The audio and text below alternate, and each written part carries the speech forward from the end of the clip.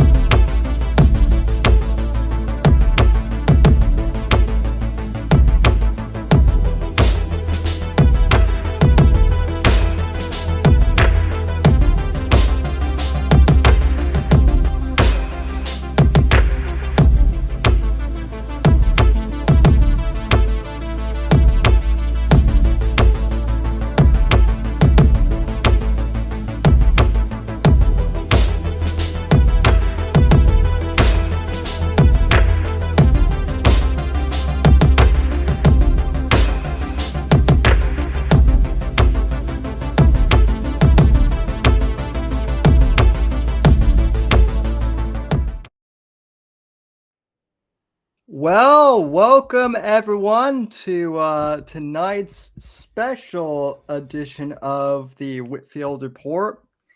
Very happy to be here, honored to be here, in fact, for the virtual launch party, or the continuation for my good friend and fellow author, Eric P. Bishop, who has just released his new book, Breach of Trust, sequel to The Body Man.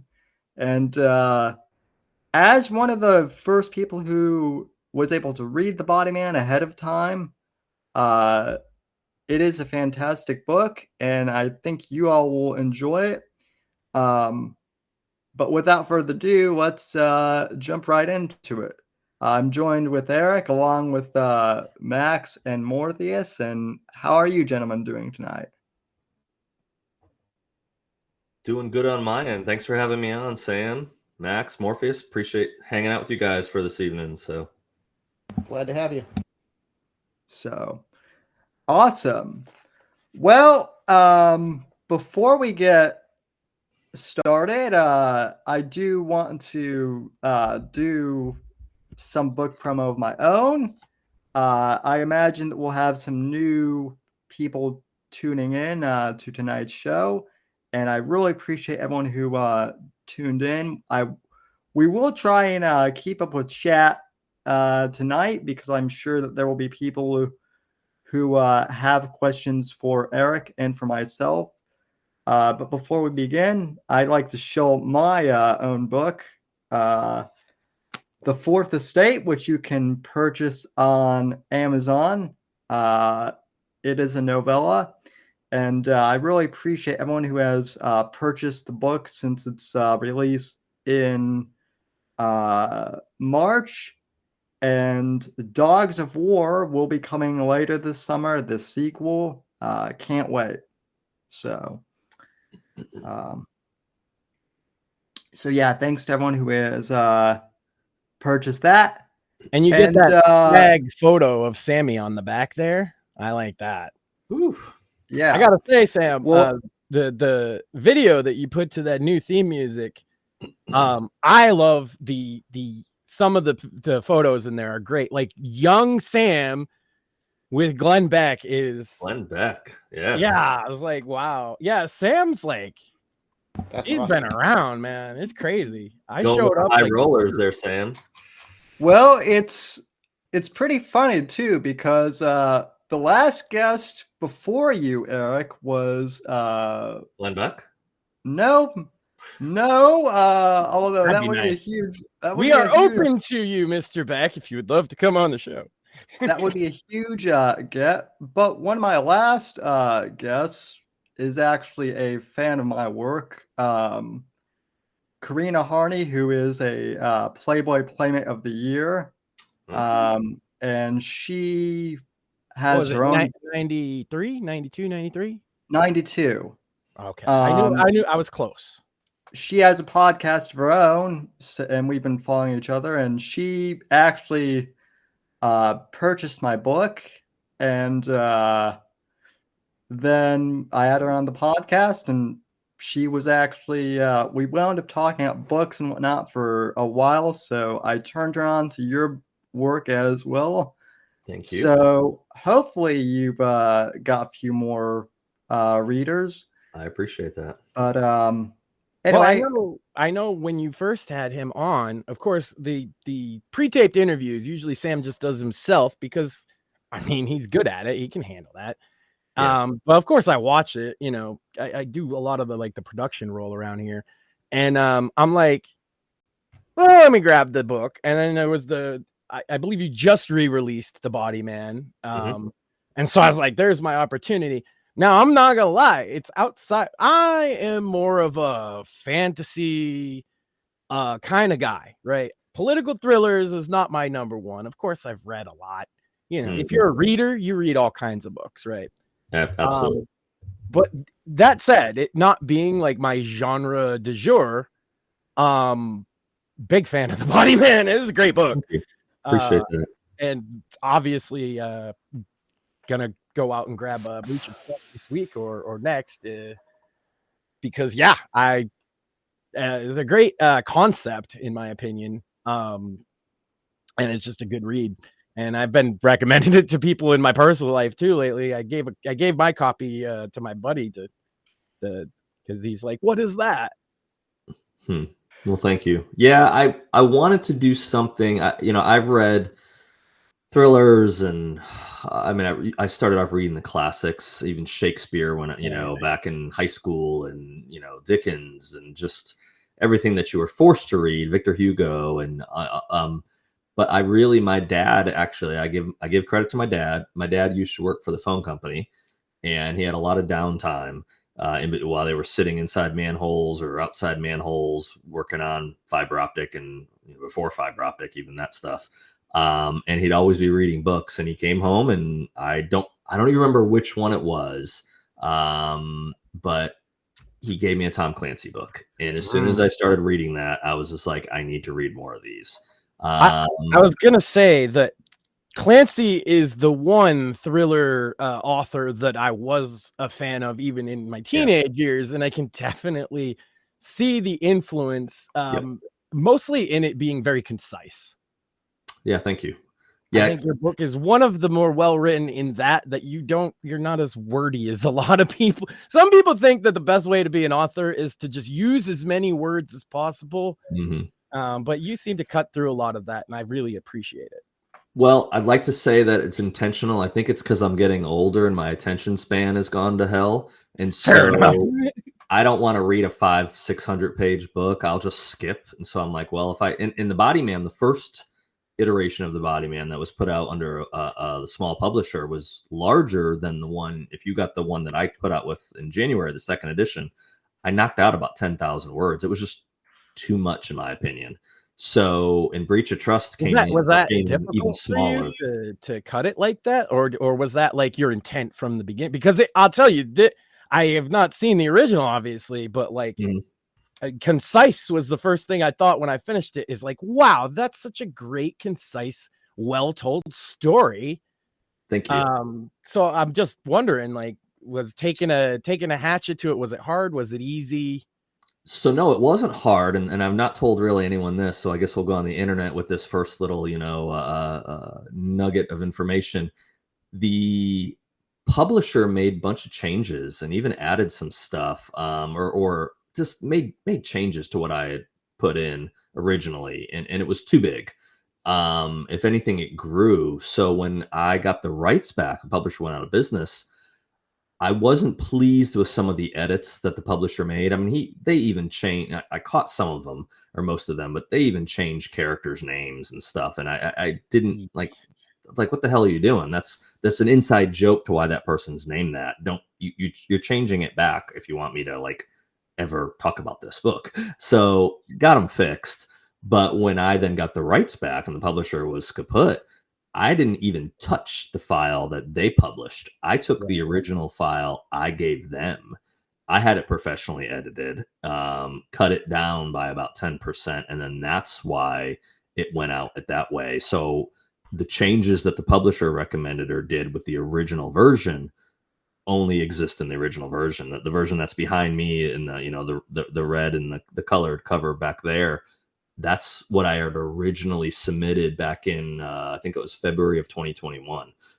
So that was my original version. So I went with, not to say I erased what the publisher did, because there's quite a lot of copies of that out in the world right now, but everything going forward is what my original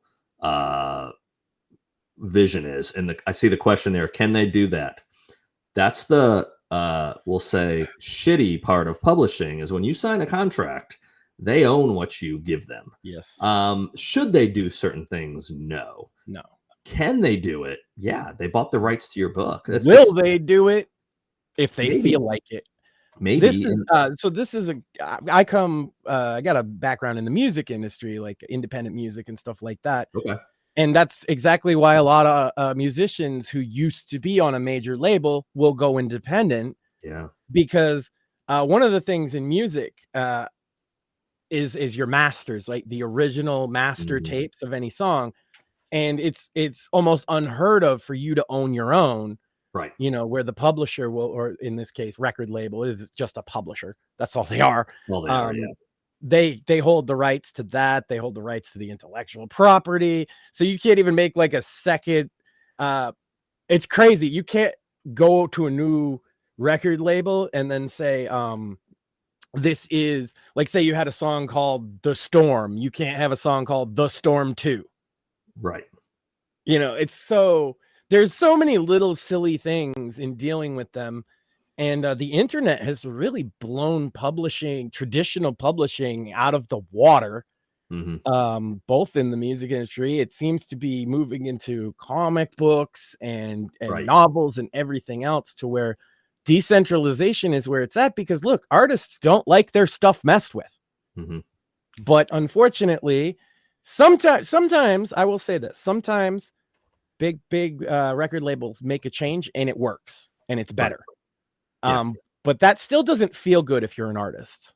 Correct. I know a good amount about the publishing world, so that I can speak with authority. I know enough about the music world because I've kind of got tied into it slightly in the last couple of years in just the course of me writing the book.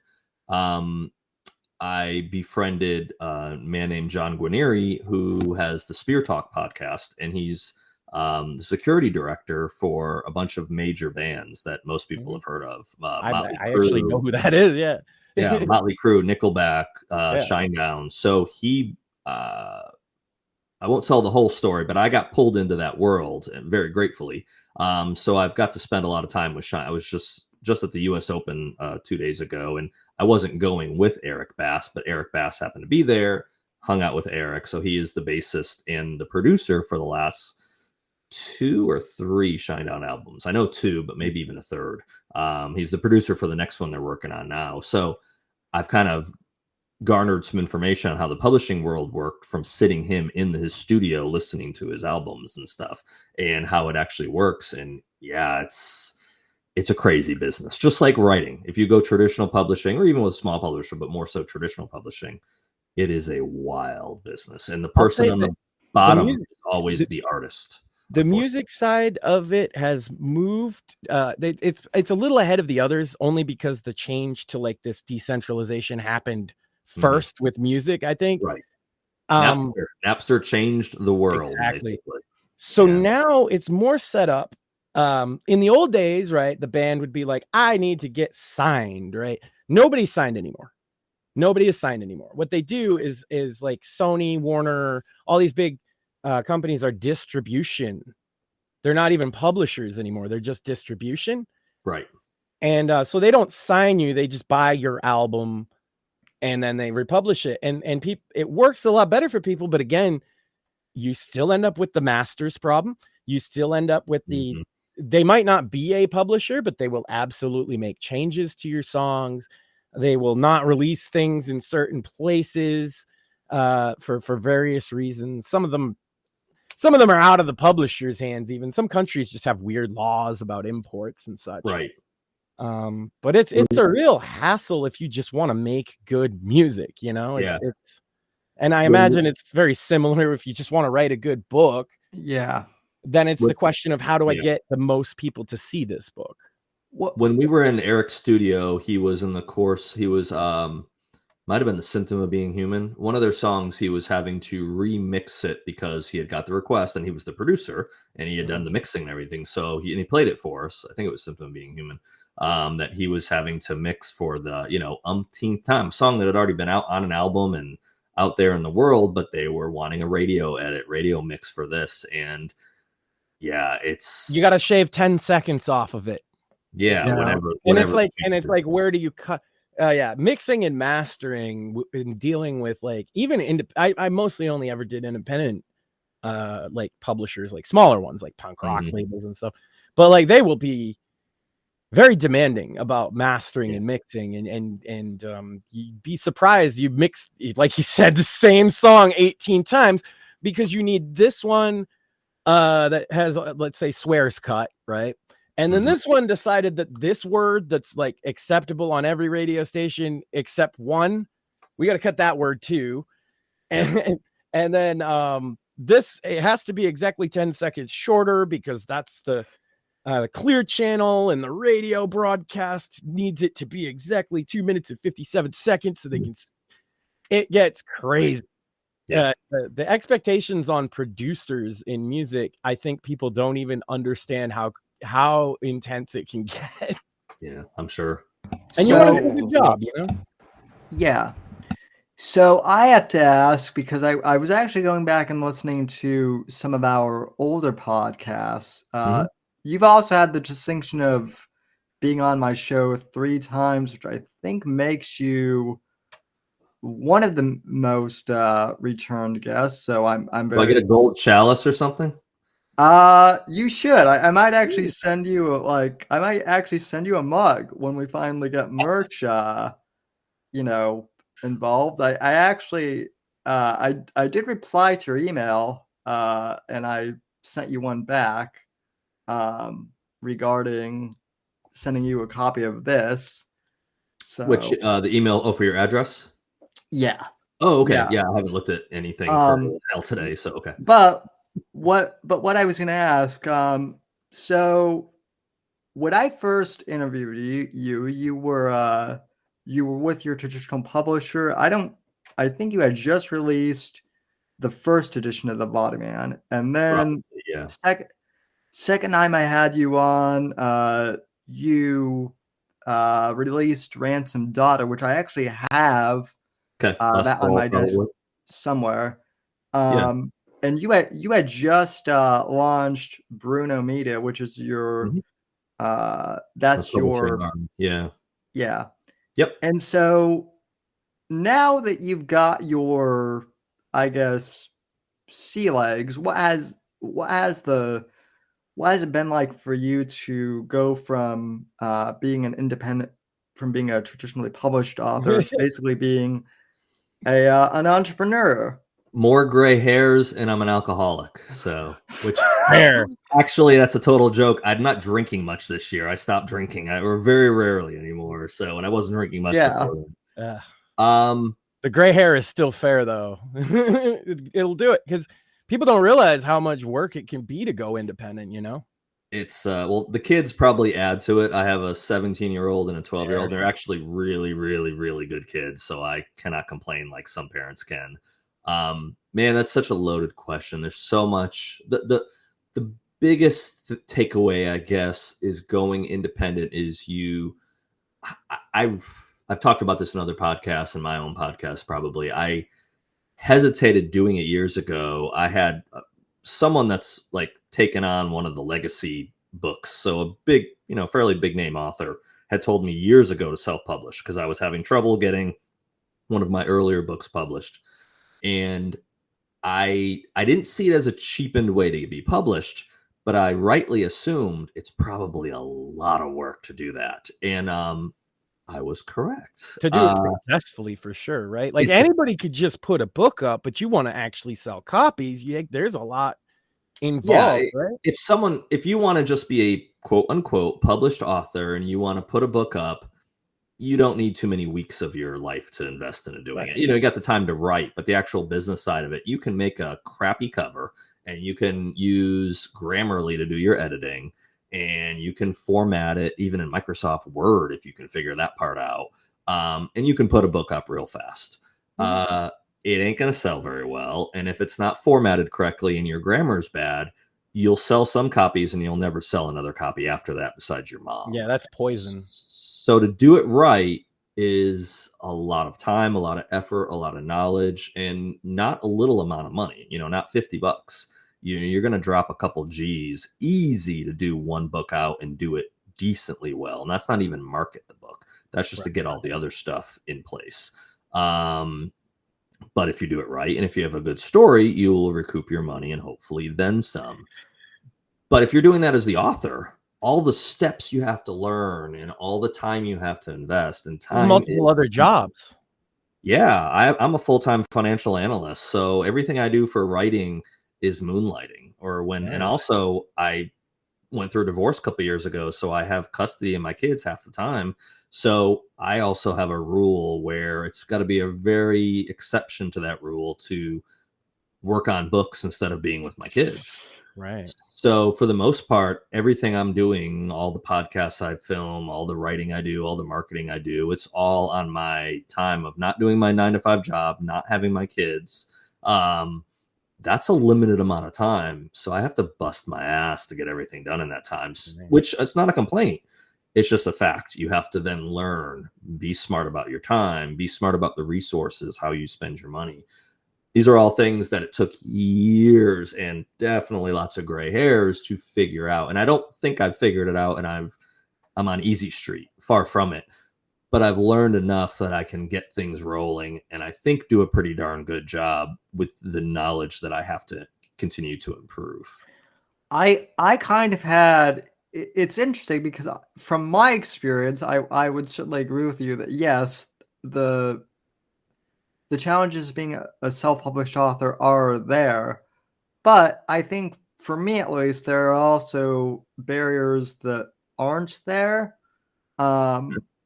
You know, like for instance, when I was starting on podcasting, you know, I started this out when I was a teenager, and I was initially trying to get into radio. Mm-hmm. No one wanted, even after like 5 years of doing a podcast and basically formatting it like a radio show, no one wanted to you know, have me.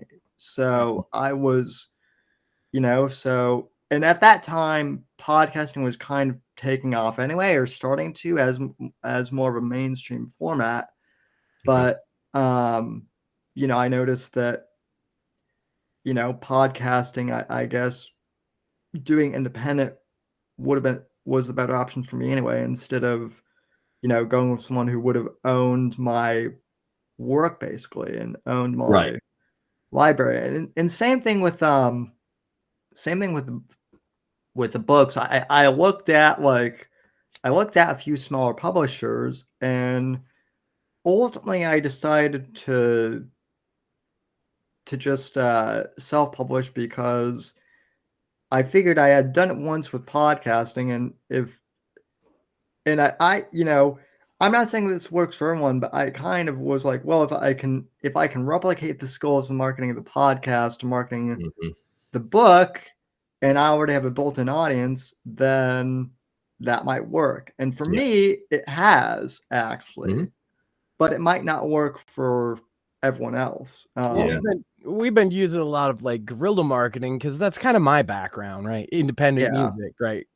So like, it's like you're saying, like the big label guys back in those days would have a PR guy and a tour manager and, you know, all these people that do these different jobs, kind of like you would have an editor and, you know, all of these different things, a publicist, and they will do your promo and all that. But when you step into the world of independent music, you kind of, not only do you not have all of that, but you're actively fighting against them. Mm-hmm. You True. know? Yeah. And so the 90s, 2000s method that I'm traditionally familiar with is flyering. We call it punk rock DIY mentality, right? Like you get out there, you're handing flyers out in a parking lot for your thing. You're, word of mouth marketing, because these are, effective. Maybe not as effective as the mass communication that we don't have, but it's something that people can do individually. Right. We've been using a lot of those principles, and it's amazing how they work well on the internet. Yeah, 100%. Yeah.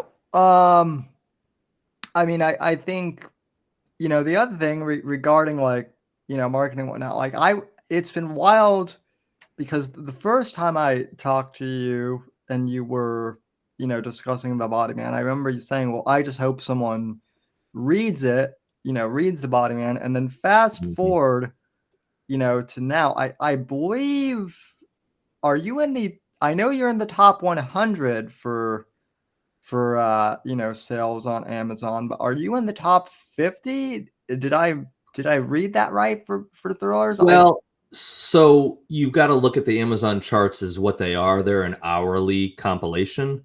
So yeah, the Body Man definitely got in the top 50 on multiple occasions. Never got top 1, at least my reissue. I don't know where it got on the publisher's version because I didn't have access at that time. I had access quarterly. So I never saw if it hit. It didn't hit number 1 because they would have given me a badge. No. It sold really well. I mean, I think I've talked about it in other things, and might even just talked about it when we were on Instagram Live there a little while ago. The numbers, and there's differing accounts, but if you look at around it, it's kind of agreed upon that roughly a self-published book sells on average 50 copies, and a traditionally published book sells 500. Both numbers are extremely small if you're trying to, earn a living on it. Obviously, there's no living on those numbers. Did you happen to catch anything with the Penguin Random House lawsuit? Because there's an interesting statistic that came out of that last year. Yeah, I read a lot of it actually, but which one did you notice? The interesting one was that 90% of their signed published books, authors, sell less than 12 copies. I didn't see that stat, but I can't That's specific to Penguin. Super surprised, right? It's something, the stats are something like there's only, oh man, now I'm going to forget it. There's only like 500 books that sell over 100,000 copies, and there's only 10 books a year that sell 1 million copies. I wish I had the stats clearly in my head, but I read through them. They're so, and I was talking about this earlier today. What that tells you is the top couple percent sell almost all the books people read around the world. Right. Or around, or at least the United States, I guess you could say. And just for Penguin, it's the top 10% sell all their books. Yeah. Right. Definitely, because that came out in the lawsuit. It's very interesting. I followed it because there's a guy that's got this beef with me that he thinks he's a big time author, and I don't think he's sold any books at all. And so he said he worked for them. And knowing the kind of quality of his work, I called them. It was like a bit I did for my show. Okay. And so I called them because I'm like, this guy's lying. He doesn't have a Penguin contract. Then I found that out, and I was like, well, maybe he does. He could maybe sell less than 12 books.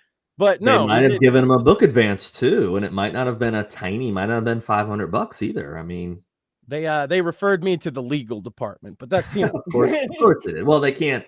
You can't disclose that stuff. So no, they told me he's lying, and they referred me to the legal department because they were worried about that. Oh, gotcha. Okay. Well, the truth is, the big houses typically give advances, and the vast majority, not all, but the vast majority of books never earn out their advance, which means they give you, I'll make up a number. They give you $20,000 for a book advance.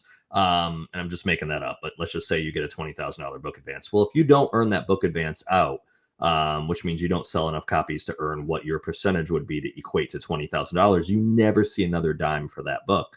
Right. Well, even if it was $20,000, In this day and age, and even years ago, same, but we'll just say 2024, you might be able to fill your gas tank up.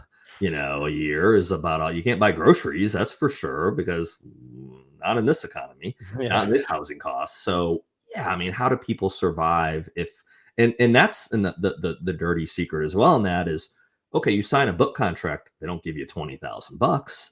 They'll give you a third when you sign the contract. And they might give you the second, and then they might give you a third when your book is approved, and then you get your third when the book publishes. And then if your next book's not coming out for another year or 2 years, and that's if you get advance on the next book, if you don't sell enough to pay off the advance, you might not, right? It's like exactly. So there was an author, and obviously I won't say who, but their first, I'll use the term there, so I don't say if it's a man or a woman, but their first book sold really well, like solid numbers, enough that everyone's getting fed. Second book didn't sell as well, but it sold good enough that they gave them 2 more books. Third book sold even worse than 2, and of course, as you can tell, fourth book sold worse than 1, 2, 3, and 4, or 1, 2, and 3. So guess what? Contract was over. Their name was mud to that publisher. You lose your chance, because you're better off to start low in the publishing world and work your way up to being the big dog. If you start the big dog, I know of someone personally, and it's on social media, so it's not, it's common knowledge that this person has gotten multiple 7-figure deals for books. That's a lot of pressure, because man, if those books don't each next one deliver, they're not, now maybe that's fine because you've got enough money in the bank that you don't have to ever write again. But even that's not FU money at that point. Right.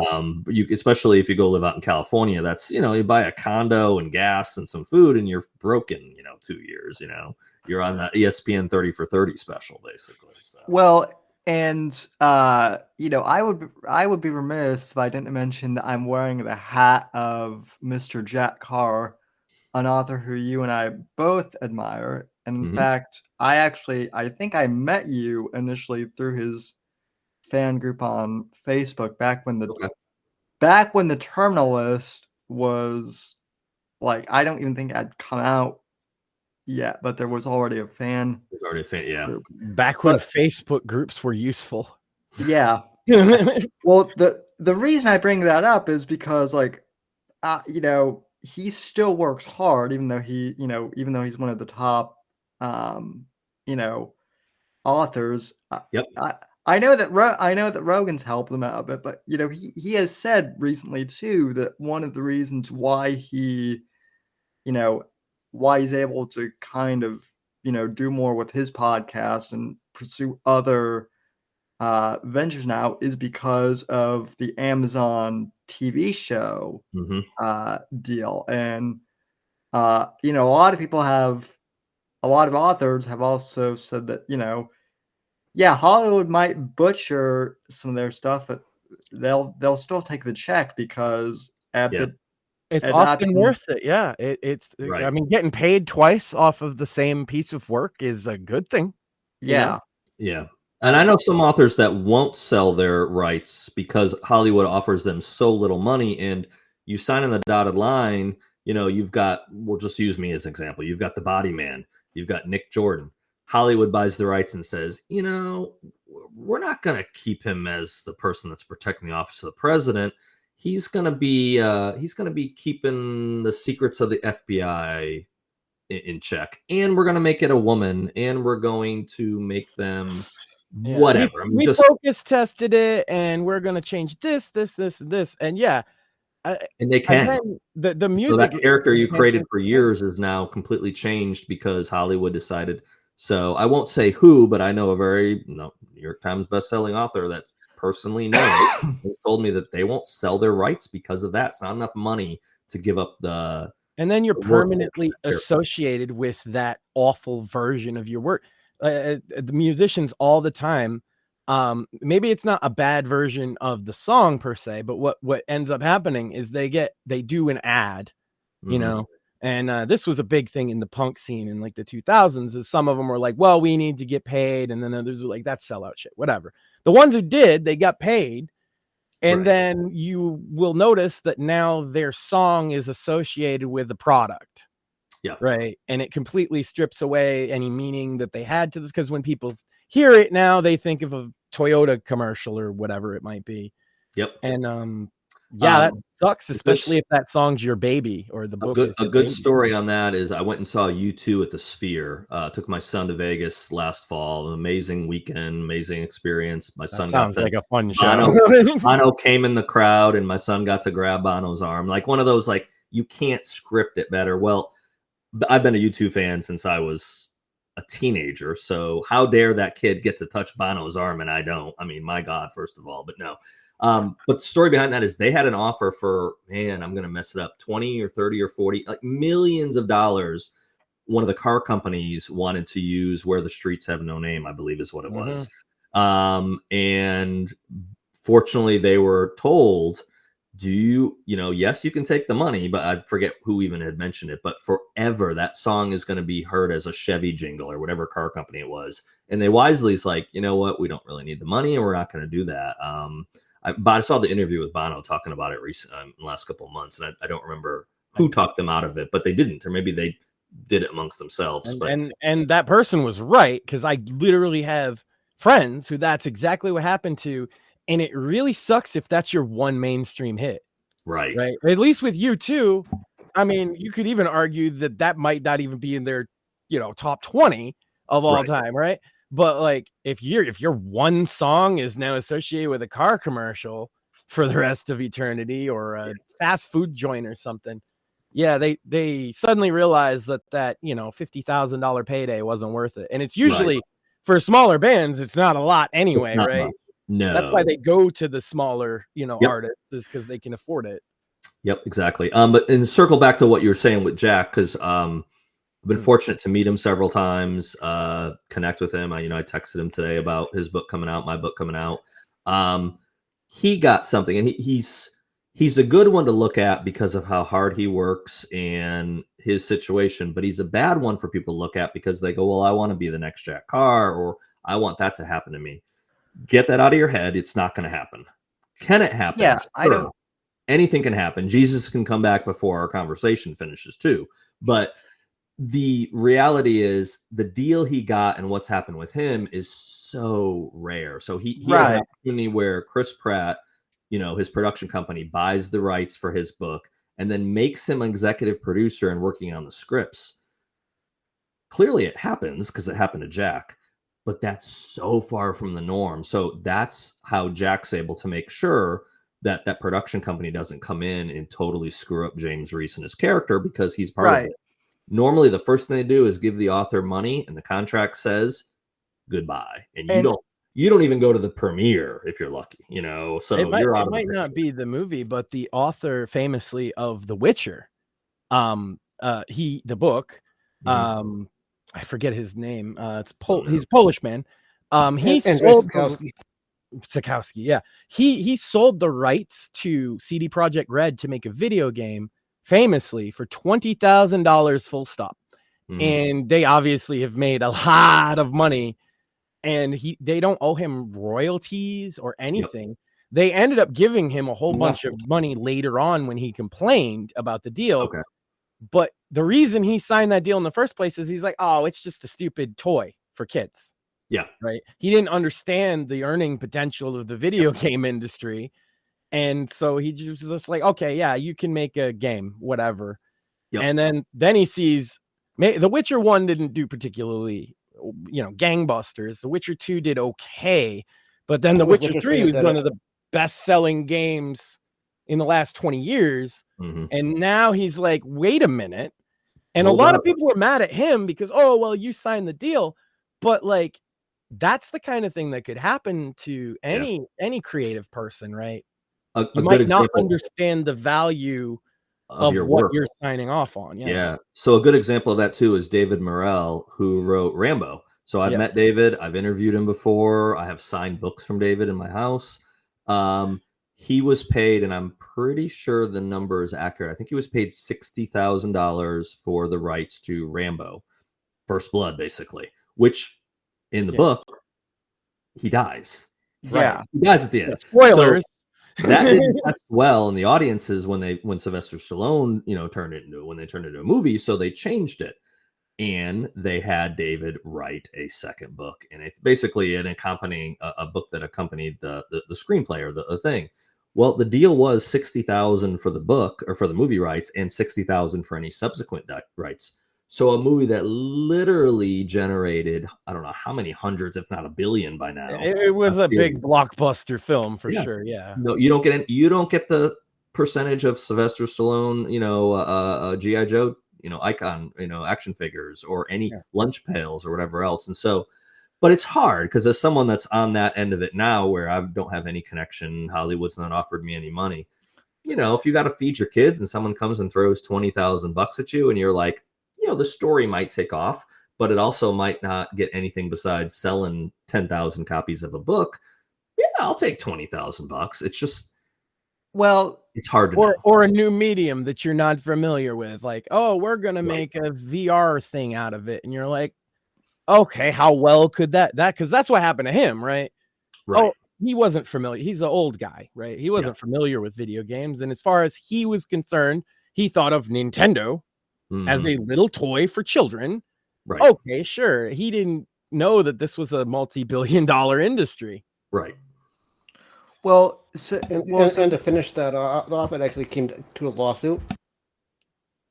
Well, the lawsuit was dropped because CD Projekt Red just gave him a bunch of money. Right. But yes, it did come to a lawsuit, at first.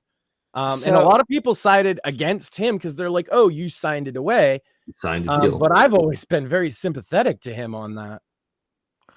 Yeah, well, so that kind of brings up kind of a question, and also like a comment. So I've been very fortunate to get a lot of positive feedback on my books so far. One of the things that people always tell me is, Sam, this should be made into a movie or a TV series. And I always tell people, I'm like, well, that would be great, but I know the way I write, because I'm a film buff. I would want a lot of creative control, but I know I'm not going to get it. So I haven't really entertained. Jack gets it because he's Jack Carr, right? Well, but, yeah. And even then, that's a long shot for most authors at his level. I'd also just interject real quick. I think one of the reasons probably, and I don't know this for a fact, I've never asked Jack this, but I assume, because, it makes logical sense. One of the reasons Jack got the control he got, or the position he got, is because he could add a realism on set and with them because he lived that life. So if I got someone picked up for the body man, role, and they wanted to make a thing of it, they can't say, well, Eric, you were a Secret Service agent for 10 years, so you'd be great to be on set to be like, hey, this detail's right, this detail's wrong. It's like, no, I'm a financial analyst with a wicked imagination. They're going to not want me anywhere near that set, because what value do I add to the realism of that role from personal experience? And then there's the Stephen King problem.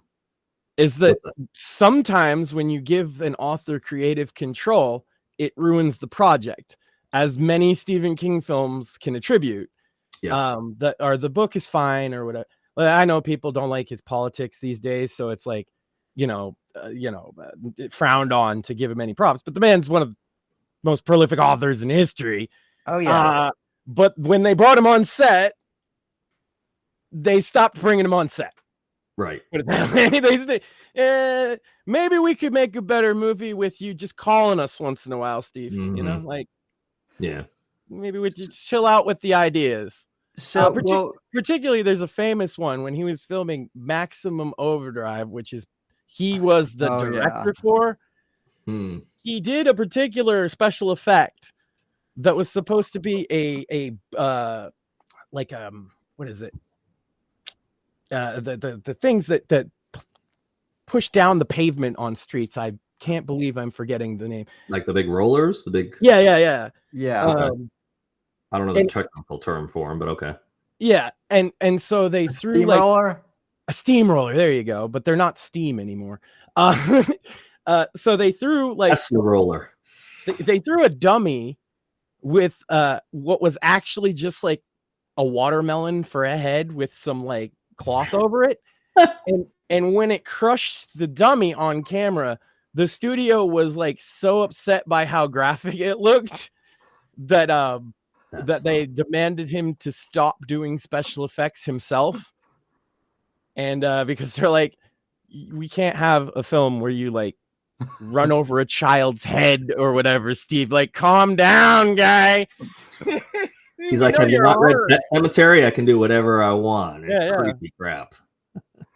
But after like 4 or 5 films with him either in a production role or creative control role, not only them, the studios, but also Stephen King himself was like, I shouldn't be involved anymore because I'm actually not adding anything. Yeah. Because the story, you can read the book and you get the story. And so like you're saying, that's not adding any like actual insight to it. And then what does he do? Well, he's an author that lives alone and drinks or whatever. Mm-hmm. He doesn't exactly have a lot of experience outside of being an author. Have you well, but that kind of leads into my question though. Have you ever thought about like what the Body Man might look like if it were to be adapted into, or are you just like, I don't care about that?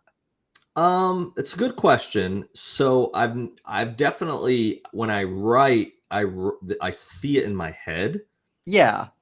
But my brain is smart enough to put a filter on the face so that I'm not thinking this is Chris Evans running through the streets or doing. No, I don't. Yeah, we absolutely gotta get Pratt for this. Yeah. That kind of thing would lead to disappointment. Well, yeah, I don't die because you're wearing Jack's hat. We've talked about Jack. Jack at least has said that he always saw Chris Pratt fulfilling that role, and it actually happened. Which is, I don't do that though. No, I don't have like a list of, okay, for the Body Man, I'd want this. And for, now that I've got Breach of Trust out, Nick Jordan would be this person and Luke would be this person and Talia would be this actress. And although I did in Breach of Trust, I have an analyst who works for the NSA named Abby.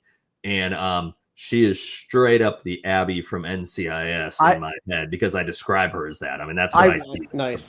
I see her exactly like that. I was actually going to text you about that because now that you mentioned, I remember reading that part in Breach of Trust, and I was like, because I've seen that show, and so I was like, I haven't watched it like 10 years. No, it's the most memorable part of the show, to be fair. Yeah, I haven't. Correct. I haven't watched that. I haven't. Apparently, like Mark Harmon has left, but they still have it on, and I'm like, why? Crime procedurals, to be fair, you could do forever. Look at Law and Order, But yeah. Who's Michael Weatherly? What was his character name? Denozo or what? Denozo. So Denozo and Ziva are having their own spinoff. I just heard recently on Paramount Plus, and they have a kid, I guess. Apparently. Yeah. And I'll probably catch an episode of that and see if it's any good because I liked Ziva. She was a good character, and I don't know. I stopped watching. Something had to go when I started writing in 2014, and I didn't stop 100% watching TV, but it became dessert every now and then to turn my brain off. And even now, I'll get binge watching something, and then I'll be like, dude, you just got to stop because you got so much freaking writing stuff to do. So I keep it limited. I normally keep it to like Friday or Saturday night. Now I'll watch something during dinner if I don't have my kids, but I'll watch like a documentary, a sports thing or something. I watched the OJ thing about a month ago, like the ESPN 5-part, 5 hours on OJ. I've been meaning to catch up on that. Yeah. Let me just tell you something. That man did it. Oh, if there was any, we knew that ahead of time. But if you watch that documentary, they're like, there's zero chance that he could not have done it after watching. It's wild to be like the freaking shoes. It's well, listen. I mean, my favorite is the Oscar-worthy acting of the century. Like, oh no, it doesn't actually fit when it fit.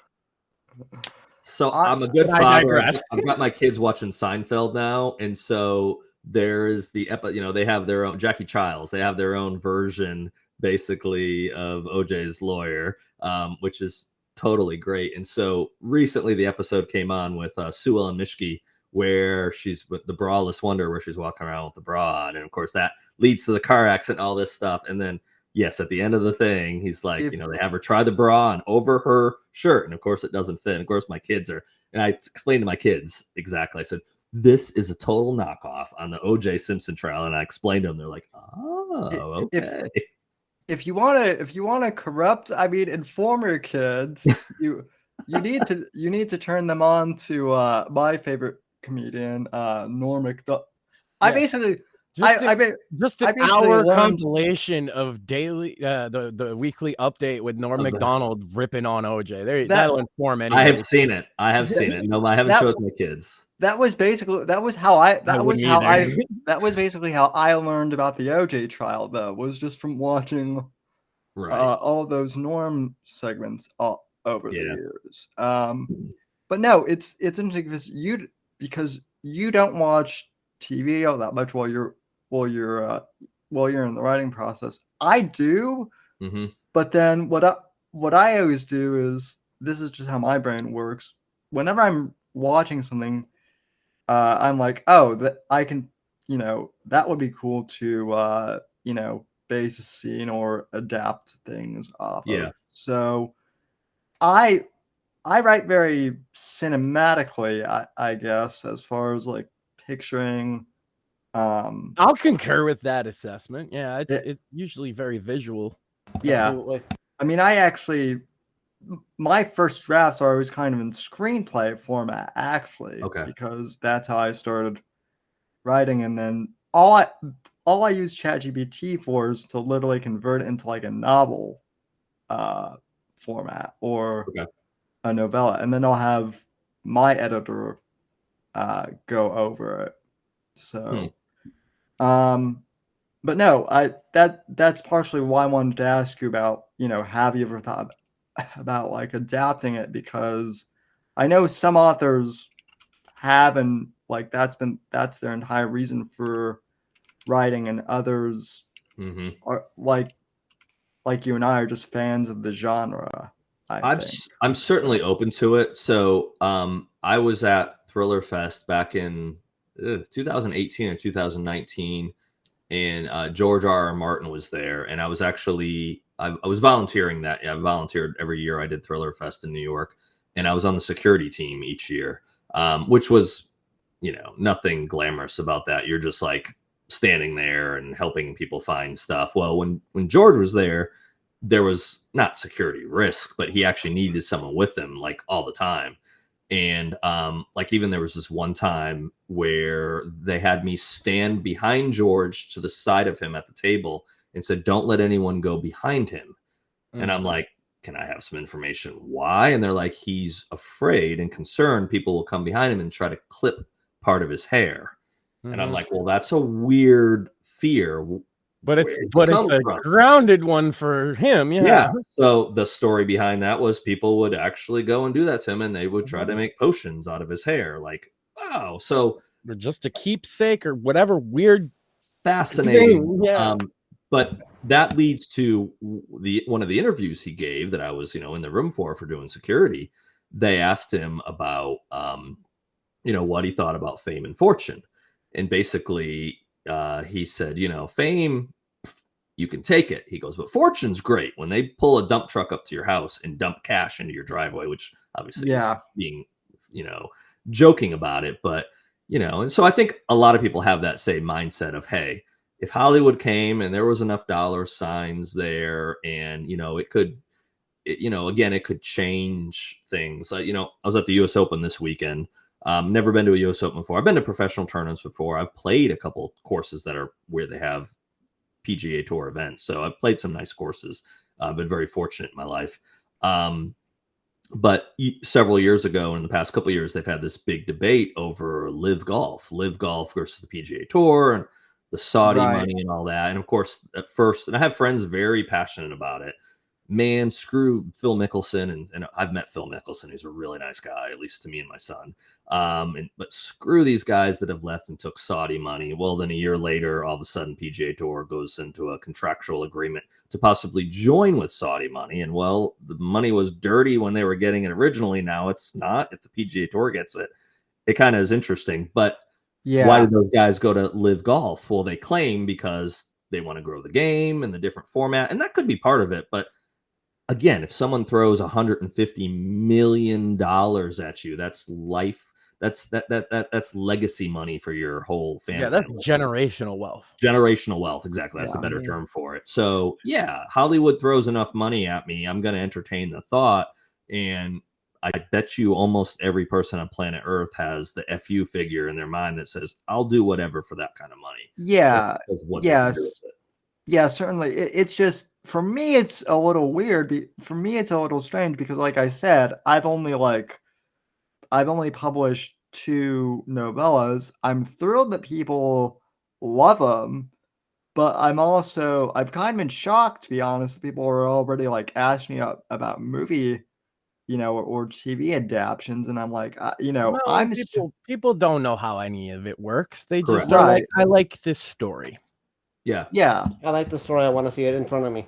So And that, Yeah. and Well, they that's see, the they tough see a lot part. of crappy movies and they go, hey, this book from Sam, this novella could actually probably be a good movie. So they initially, of course, think, well, that must be how things happen. And they're correct. Hollywood buys a lot of books and then doesn't do anything with them. Oh yeah. Yeah. Basically to lock that thing up. Like if your book is about book is about a fraudulent election and we're about to go put a movie out that is dealing with that, well, they'll buy every other book they can find that deals with something similar so that, Paramount makes sure that Touchstone or Sony or whoever's still around for movies houses nowadays doesn't go make a similar kind of movie based on your book.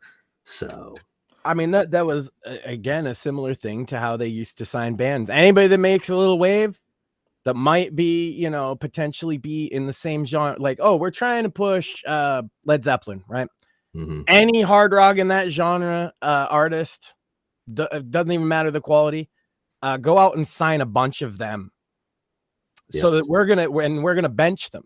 We're gonna keep them off tour. We're not gonna have them produce an album. We're gonna put them, and then those competitors are just gone now. The big label has them. They got their 50,000 advance or whatever. Maybe they can recoup it, and they get like a 3-album deal, and then they're given nothing but problems on making the second and third. Yeah. Well, Just to lock them up. Just like you said, just to lock them up, not because they want to do anything with them. They have no intention. They don't even listen to the music. I am sure Hollywood buys a whole bunch of books they don't even really read. Yeah. And they're just like, we can't have this because it's so similar to something we've got. We don't want the competition. We're not going to make it, but we're not going to let anybody else make it either. Right. Well, and that was Michael Conley's problem for a long time. Was why he could never get the Bosch, why he could never get the Harry Bosch books made into movies is because one of the studios, I think, bought the Bosch series out like in the early 90s, and then just never did anything with it. And they finally got the rights back, and then then gave it to another studio, which was Amazon, and that whole process. So they typically are not long, and again, there could be exceptions, but what I understand about it is I think it typically is about a 3-year lockup for it. So there are some authors out there that they make maybe a decent living off their books, and they make a decent living off just selling movie rights, and they know it's never going to get made.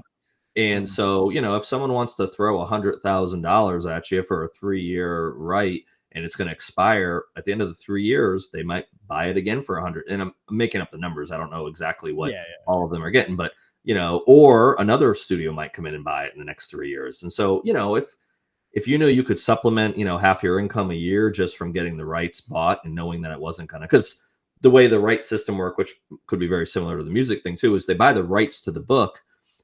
Well, if it gets greenlit and actually made, typically the contract will then give you more money. Yes. There are some contracts, obviously, that it's a one-time, but so that's what people really want. Fine, give me the money to get it started, but what they really want is that green light, and especially if it's Usually serial the kind of thing. Is somewhere between an eighth and a quarter of what you'd make if the project gets greenlit. Right. And I think that's pretty universal for the entire entertainment For the industry. industry, yeah. Like if you get contracted to make an album that doesn't happen, obviously you still get your, I don't know what an advance they don't pay advances nowadays because they do distros, but like back in the day it would have been like, Yeah. okay, here's your 20,000 advance, Right. but if we make the album and it sells well, you're gonna make millions, you know. Yeah. Getting into breach of trust specifically, though, you've introduced a lot of new characters in this Yes. book, which I don't want to spoil. But you mentioned Luke, your character, who also Luke happens to be the name of my childhood best friend, so automatically I love that character. But one thing I'm always curious about talking with other authors, because I get this a lot, is where did you get your inspiration for this character? And yeah, it was kind of molded off a few different, not people I know, but some people with, backgrounds somewhat similar. Yeah. And so I'll kind of see something or something will spark an interest with me. And then my brain normally goes of, okay, what happens if you threw him in the fire? What happens if you really put him through, the ringer? And especially for Luke, and it's not giving much away, but, he's in a dark spot to start the book. Because his wife and child were killed, and they were killed by the Sanctum, basically this crime syndicate that's being hunted down in the book. And so, he rightfully has a chip on his shoulder about them, and that influences a lot of what he does in the book. And then I know I asked this years and years ago, but the concept for the body man is very interesting. And I remember you telling me like a while ago that you talked with Steve Stratton, who has since been a guest on the show, and he was a big part of your influence for. I don't know if he was part of your influence, but he helped you mold the body man.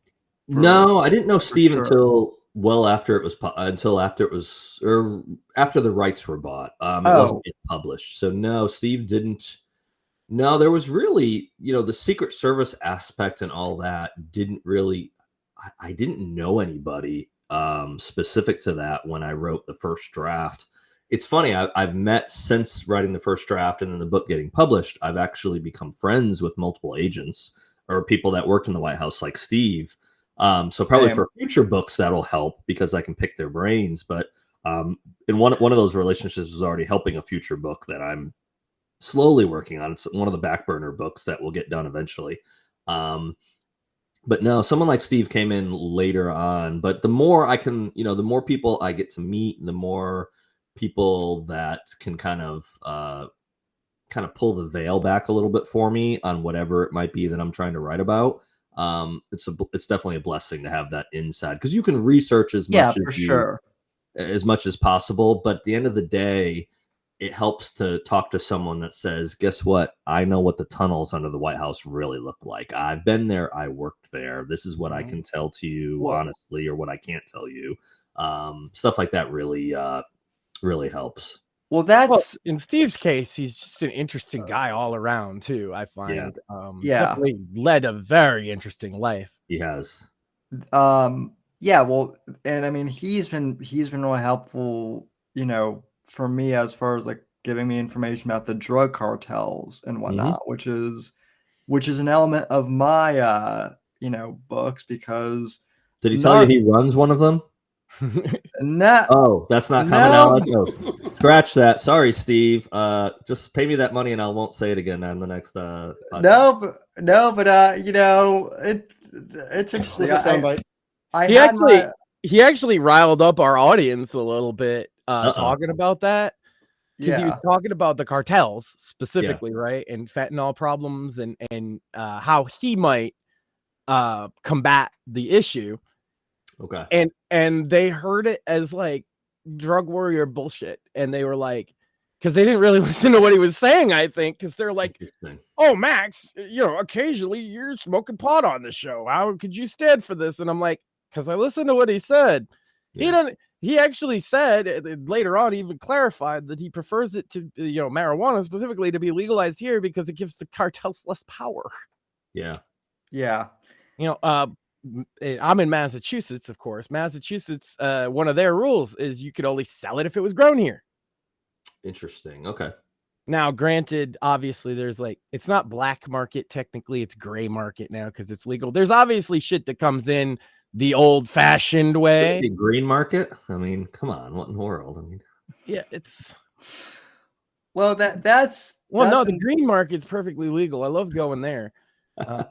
It's interesting because I'm a freaking finance nerd to some degree. So I'm sitting there talking to the guy that runs the place about building it all up. Like, how was it jumping through all these hoops and trying to build this industry? And one of the things that was funny is he's like, they thought we couldn't supply enough.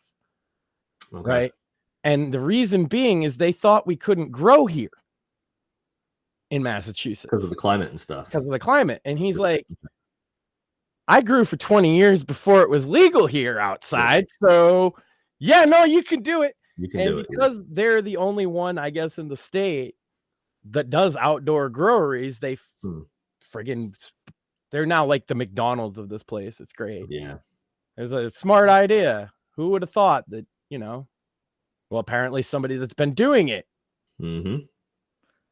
Of course, I don't think he told the regulators that, but he was certain that they could grow it outdoors. Actually, they arrested one of his business partners because it's like the old, I don't know if people know about this, but the old tax or machine gun, the machine gun stamp or the marijuana stamp act, right? Mm-hmm. And this was an old timey FBI gotcha thing where to get the stamp, you have to have the thing, but having the thing without the stamp is illegal. So if you go to get the stamp, they just arrest you. Yeah. And so they basically did that to one of these guys because they're applying for a legal, business under the new laws. But they found some legal loophole. They dragged the guy through the courts, and they were like, "Oh." The other thing, Sam, I have some big news. Speaking of that, is I am no longer an outlaw in Maryland for a marijuana charge I caught in 2009. So you're reformed now is what you're saying. No, I'm not reformed. I'm pardoned. Nice. Oh, I outlasted them because I told them we were driving, we were going to a concert. Sorry, not sorry. And he park ranger caught us actually, and he was very excited. Apparently doesn't make a lot of busts, right? And I was like, look, man, if you let me go, I am not coming 5 states back to the court date. It's just not for pot because it's basically legal in my state. At the time, it was not even criminal. Now it's legal, but I was just like, yeah, my state doesn't care. So they're not going to send me back here. So I don't know what you intend to do. You should probably just keep me, I tell the guy. You should probably just hold me. And he let me go. And it's been 15 years. And now that they legalized it, they're expunging these your statute of limitations, whatever is done and everything. So, which I think is good. I think, especially retroactive. See, my state hasn't done that actually. Retroactively, if you're going to make it legal, let people out. So you still have people in Massachusetts for marijuana charges, and it's been legal, completely. The warden could be legal smoking on their break, basically, and going in and seeing the guys and, hey, dumbass, enjoy your 12 more years. I'm got some bud outside right now. Thanks. That's wild. Yeah. Now, granted, there's always people they got other charges and stuff. Yeah. But I mean, if there are people in there just for marijuana, come on, guys. If it's legal, just let them out. We got better shit we could be prosecuting these days. Yes. Well, yeah. I mean, obviously fentanyl is a much bigger problem, in my opinion. Mm-hmm. Oh, and Max, fentanyl actually plays a role in one of my future books at some point. So just don't do the thing that they do where you pretend that touching it can kill you. That's the Because like people believe that, right? That if you touch fentanyl, you'll die. That's not true. Yeah, no, I've been Not I've that it's been- good. Not that it's good to touch it, okay? But there's been this myth, and I hear it come up, especially around Halloween time, and they'll be like, oh, they'll put little kernels of fentanyl in the candy for the kids, and then the kids will touch it and die. That's not how that would work. It wouldn't actually work like that. Now, that wouldn't be good if they were putting fentanyl on fucking candy for kids. Don't get me wrong. Right? But you don't need your kids to wear gloves to handle the candy. And like, because I've seen it in a case, this was very funny to me. They believe, like law enforcement, some law enforcement officers believe that myth about fentanyl, right? Because maybe they haven't been trained about it. I'm not sure why. And so they'll be on the street and they'll touch something that they think is infected with fentanyl. And you'll see the cop literally flop to the ground and like have a seizure or whatever. But it doesn't do that. That's not how it, you know what I mean? There's many videos of this. And it's completely psycho. It's not that they're faking it. They're not faking it. They believe that that's what will happen. And so it's essentially like a panic attack, right? And so if you put fentanyl in the book, I just want to correct that one, because I think that one bit of misinformation about fentanyl has people more scared of it than they should be, and they should more be treating it like all the other drugs. Maybe just a bit more dangerous than other drugs, but yeah, it's certainly it's more dangerous than heroin, for example. But I just find being able to connect with all these, and I mean that's the other thing I kind of want to get into too, is you've now ventured into podcasting as well, Eric, and you interview a lot of people on A Tale of Two Scribes, and how did that come about? Because I know I had been pressuring you to get into podcasting for a while. And then John Grunier, I guess, got his hooks into you. So how did A Tale of Two Scribes come about? So I was involved in a podcast about 4.5 years ago, I guess. It was when I was going through my separation divorce, and it just wasn't a good situation in life at that point. And the podcasts really interfered with writing with my family. And so I dropped out. The other guys kept doing it. I always enjoyed it, or parts of it. But I also knew how much work it was and what's the benefit of it and all that jazz. And then, just meeting John through writing and having me as a guest on his Spear Talk podcast, and then us starting to do some ventures together in the writing world and doing the Shinedown stuff and all that. I just, in my conversations with him, I knew he was wanting to like kind of grow the network of Spear Talk. So he was wanting to bring on other shows under the Spear Talk umbrella. So I kind of threw out some ideas for him of, well, what if this or what if that? And he's like, well, you could host one. Do you have any ideas? So I started coming up with names and different things and how my show would be different from what he does or what some of the other channels on the network do. We just kind of settled on, and it's a good opportunity for me to still stay fresh and connect with writers. And I'm not bringing on, only thriller writers or novel writers, but bringing on other people, especially in the coming months and this year as well, whether it be songwriters or different kind of things from Hollywood. I'm trying to reach out to some folks. Fortunately, John's got a pretty, large Rolodex, so I can kind of bend his ear. And he's told me if I want someone particular on, just to ask. So I have made a big ask, and I won't say who.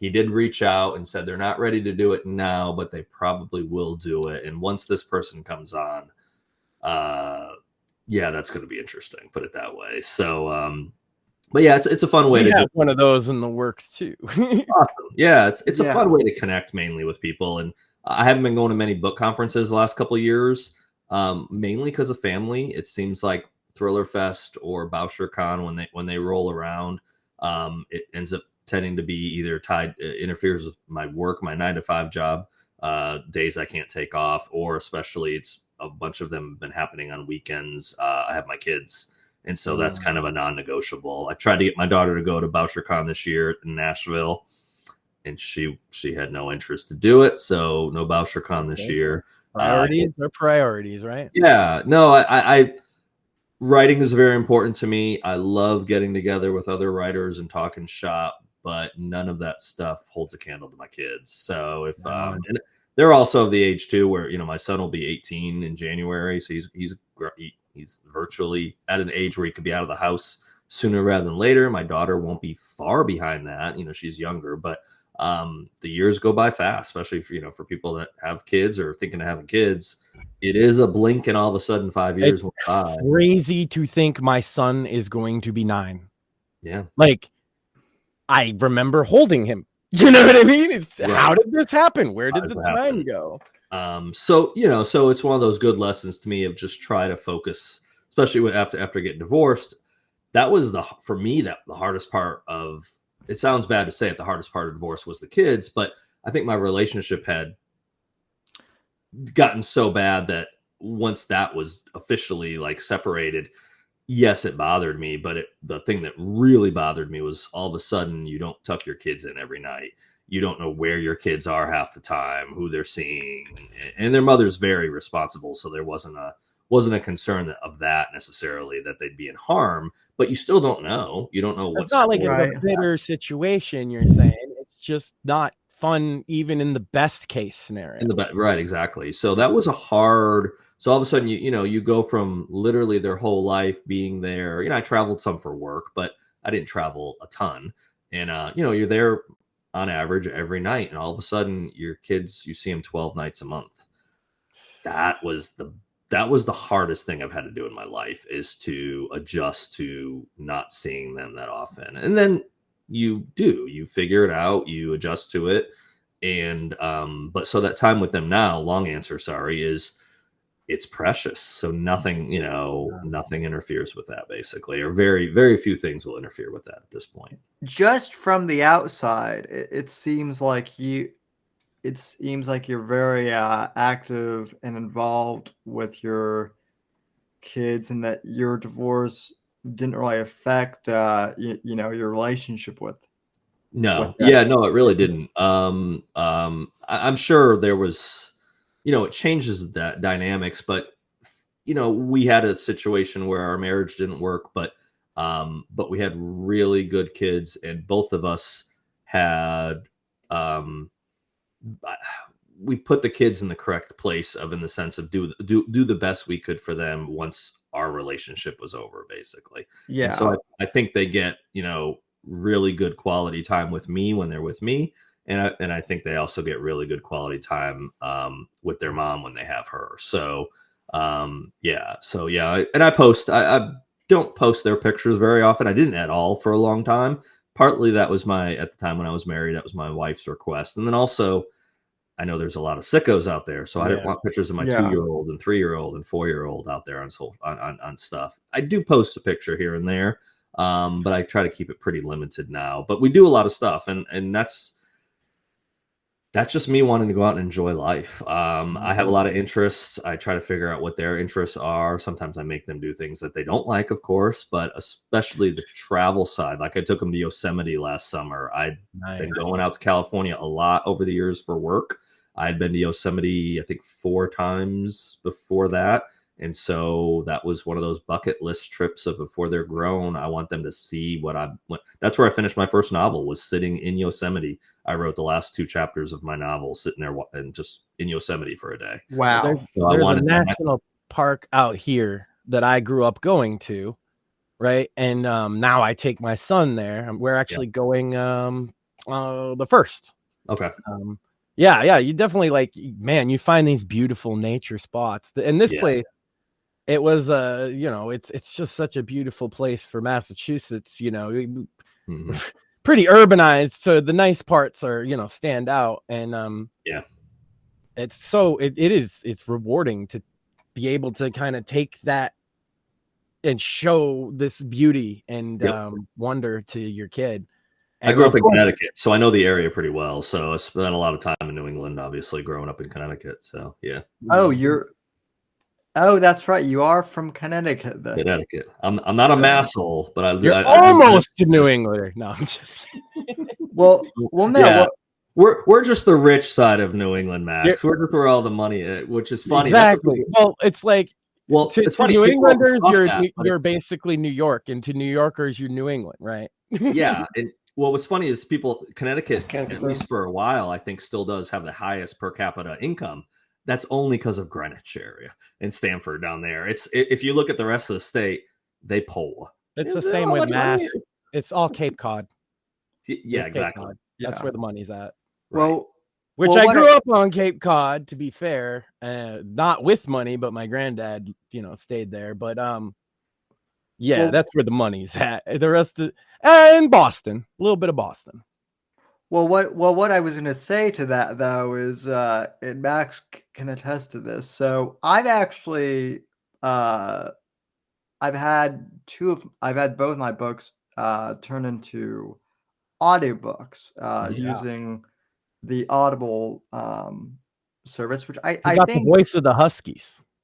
Well, that's where I was going to go. I got the voice of the Huskies, Doug Green, who I didn't know who he was at first. I just thought he was a cool, voiceover Mm-hmm. guy. He actually, I posted the manuscript for Shadows of Deception, my first novella, on there, and he actually read for it and made me an offer to do it for free, but with a royalty share. Okay. And so I liked his voice, and he did a great job. And then Max was like, you got the voice of the Huskies, and I was like, no. I was like, yeah, he's like a radio legend around here, like. So again, I'm thrilled that a legend like that thinks that my writing is good enough to, Mm-hmm. He So, nailed it too, by yeah. the way. It's he's so good. he's absolutely nailed it. So, but again, that's just,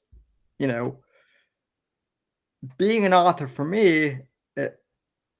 I don't know about you, but it's definitely changed my life for the better, I think. Mm-hmm.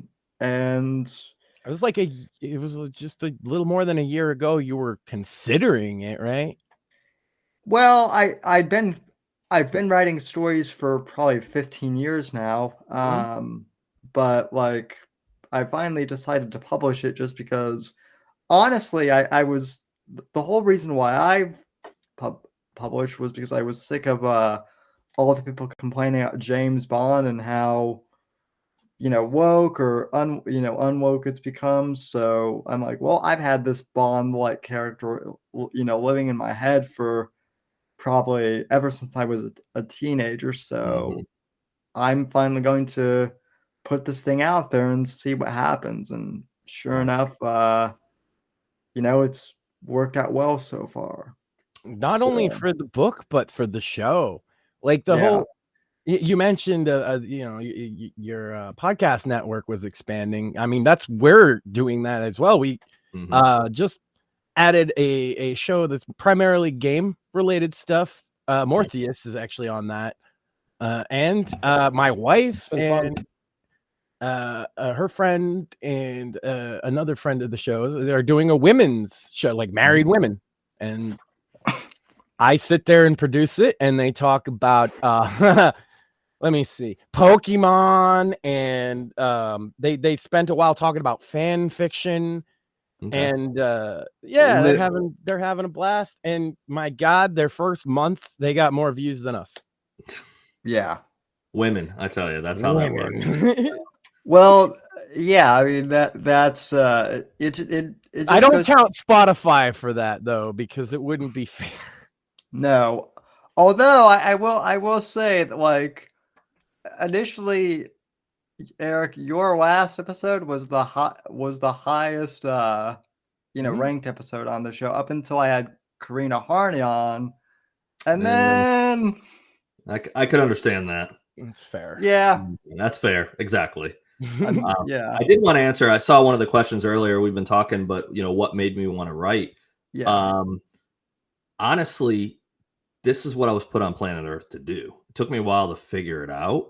I just happened to pick, or destiny or fate, whatever, or dumb luck gave me something that I'm supposed to do. It happens to be one of the hardest ways to make a living.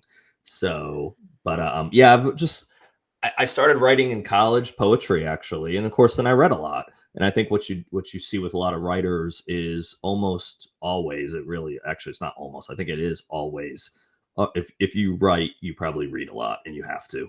So I read Yeah. a lot, and I thought at some point I finally got to the point I was like, not that I had the confidence that I thought I could do it, but that I should do it. And so I started in college, and then after college up until 35, and I would just randomly write some stuff. I would sometimes write 5 pages of something. Sometimes I'd write 50 pages or 100 or 150. But the only thing that linked all those things together is I never finished them.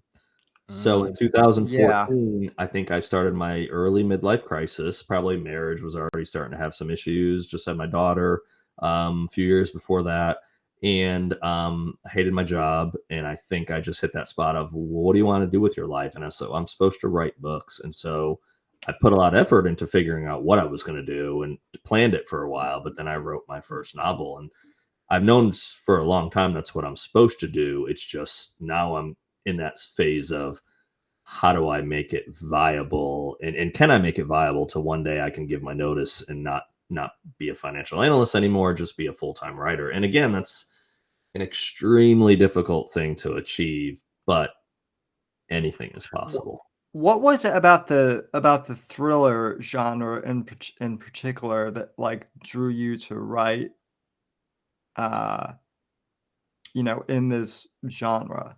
Well, I think I read a lot of it, first of all. I watched a lot of action movies growing up, Same. Stallone and Van Damme and Schwarzenegger, and, you name it, Mel Gibson. Yeah, I was a child I grew up in the 80s. So I grew up with a lot of those 80s movies. And I think that's just always where my interest and passion lies where, action, wham bam. But my books actually don't have tons of. It's weird because I actually then got to a spot where I was reading like Vince Flynn and lots of other authors like that, Yeah. and I got to the stage where I didn't like the fact that the Mitch Rapp characters or whoever, they'd always get shot or broken arm or this happened and that happened, and then the next chapter they're back to operating. And I was kind of like, man, if I write something though, I want it to be a little bit more, it's got to be unrealistic in some ways, but I want it to be more based in reality. So that's why I think when I took it serious, you're not going to see my characters get Walk shot off and a then gunshot. yeah, and then the next scene they're betting Salma Hayek. Doesn't work that way. No, I mean, I would still try to too if I was shot. I get that. But no, it's just I try to have that realm of they're not invincible. And that's part of why I wrote something like The Body Man. The Body Man is a role. It's not a person. Mhm. A person fills that role. But I did that with the intention, and I'm not giving something away here, but Nick Jordan, the current Body Man, I guarantee you he won't live through 20 books of the series if Right. it ever gets past that. He'll have an expiration date, whether he times out or whether someone checks him out. But that's great because and I won't give away who the next Body Man or the apprentice is in Breach of Trust. I want people to read it, but Right. the apprentice, and it might not be who people think the apprentice is going to be. So we'll see if that person becomes the Body Man. I don't even know yet. I haven't got that far in the writing. And I like to also do that. I like to come up with the ideas, come up with I definitely have a game plan of what I'm doing with a lot of these series, because the series are going to have some ties in with the Omega Group and the Body Man world. But I like to leave a lot of space for me to be able to just create without inhibitions of, I have an outline. Kyle Mills writes a 40,000 word outline when he was doing the Mitch Rapp books. And I think he had to, but I think he was also, that was kind of his thing of he outlined heavily. Man, I don't want to wake up one day and go, okay, I have to write this chapter that does this, and this, because it's going to tie into the next chapter. I really like that though, the Body Man as a role thing, because what's interesting for that, say, you have a great idea for a character and their interaction with that role, right? Which would be different than how he handles it. And I think, building up towards that sounds like it's obviously I haven't read Breach of Trust. I'm going to go out and grab it, but that would make perfect sense to me that you could fill that role with somebody else, and then it's their whole personality traits versus the rigors of the job, essentially. Yeah. Well, that's anyone that thought process. Anyone that's read The Body Man, or if they now see the acknowledgments in Breach of Trust, I list in the acknowledgments, and it's legit thank you to all the ex-presidents up until when the fictional role started, which was under Kennedy. So in my world, The Body Man started with JFK. In book 3, the first chapter of what's already been written, and I haven't written very much of it, and I only have it kind of thought out, but I will say that as of what stands right now, the first chapter starts with the first Body Man. I won't say in what regard or whatever, but again, there's quite a lot of people that have played that role. So I can, possibly do backstories on these people or things that happened during. The only thing that gets a little tricky is when you start interplaying real personal or real presidents in a fictional sense. You got to walk that fine line. So, do I want to? I allude to it in The Body Man. I allude to a scene because Body Man's been out for 2.5 years now, so I can say this. One of the people questions the role, and they ask about the Body Man that was in place under Clinton. They don't say Clinton by name, but they basically say, well, what happened to that Body Man? And the answer, right. They don't say what president. They just say, the previous, another administration. But the Body Man, basically, they said, what happened? Because they said, well, the person lost their job. The Body Man lost their role because of what happened. And, well, what should they have done different? He said, well, either the dress shouldn't have left the White House or Monica shouldn't have left the White House. So, which then alludes back to Clinton of, if there was someone that was guarding the reputation of the presidency, the one that screwed up with Clinton's affair with Monica really dropped the ball, because the way I've written the character is they got two things: either make the problem not happen or make the problem go away. And letting her walk out of the White House, that was a boo-boo, man. You don't do that. There's a furnace down in the White House basement for a reason, not just burning papers sometimes. So sorry, Monica, if you're listening, but it's fictional anyways. Well, but then at the very least the fucking dress. You got a point there. Well, but then we want to have hashtag pussy smoke, which is one of the all-time greatest jokes of this show. Oh no! That my wife still cringes every time because she said that. Yeah, and it was in reference, and then we had an engineer come on and talk about how it might work. Too funny. And then, he went on his podcast with engineers, and they checked his math. Yeah. So, and now, like, if I ever do decide to flash back to the Clinton era, in my books, I might have to, make reference to that. And that's been one of the other interesting things. Is like right now, I'm actually working on a prequel series that takes place during the Reagan administration, and so talking to Steve Stratton about the Reagan era of during the 1980s, which also, as far as spy movies go, I mean, the 80s was terrific for that. But yeah, like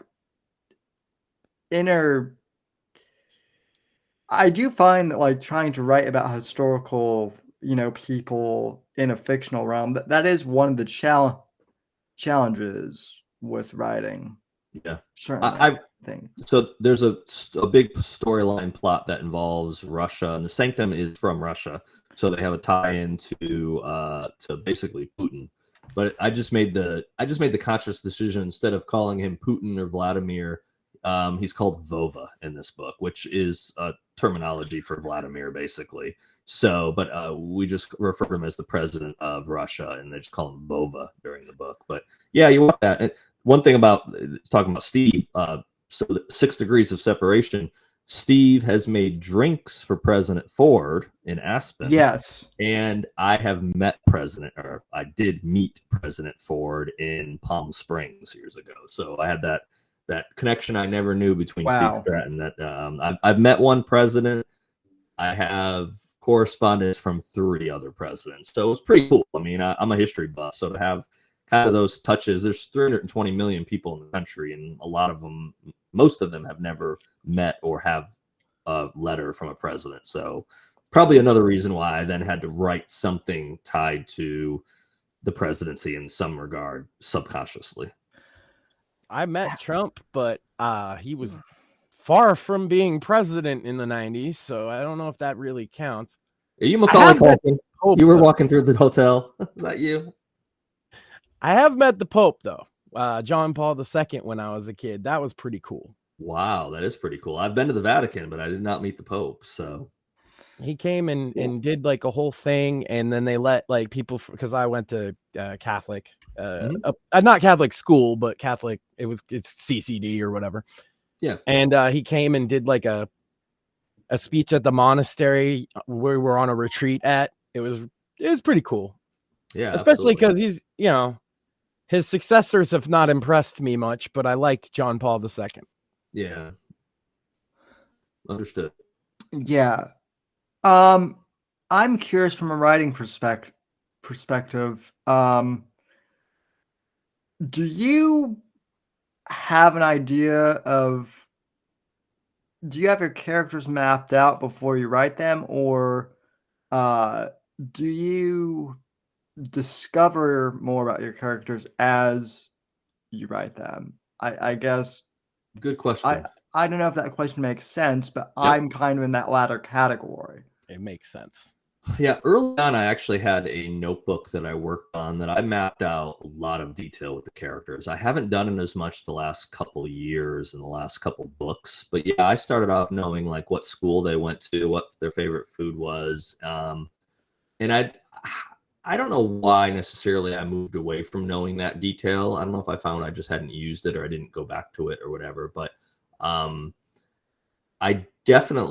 had to pull up some stuff on breach of trust. I had to reference back to the Body Man just to make sure I got some of the details right. Yeah. I wrote, the Body Man you're talking, I wrote that first draft in 2017, maybe 18, somewhere around there. I don't even remember now. So it didn't get published till 21.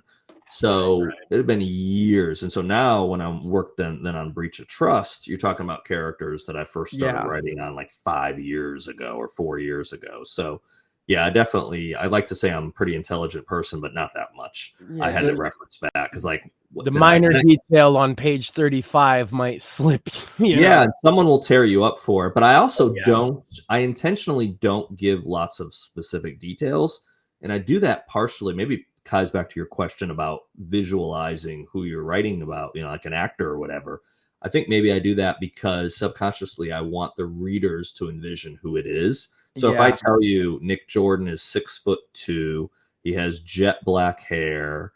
Now I did break that rule with Luke in Breach of Trust because I do go into specifics of what he looks like, and I have to do that because and you find out early in the book, so I'm not giving away a big giveaway here, is Luke has a twin brother. So later in the book when some stuff is revealed, obviously they're identical twins, or they're not obviously, but they are identical twins. So I have to have the description there so of like, who is it, Luke or John? Which one is it? Right. So so that one I did break that rule. And of course, like Abby, I gave some description of Abby that if you know NCIS, I kind of gave her, descriptions. But some of the other ones are kind of vague. His twin is John, Luke and John. I like that. There's a good biblical reference in there too. I will say later in the story, there's a conversation about that.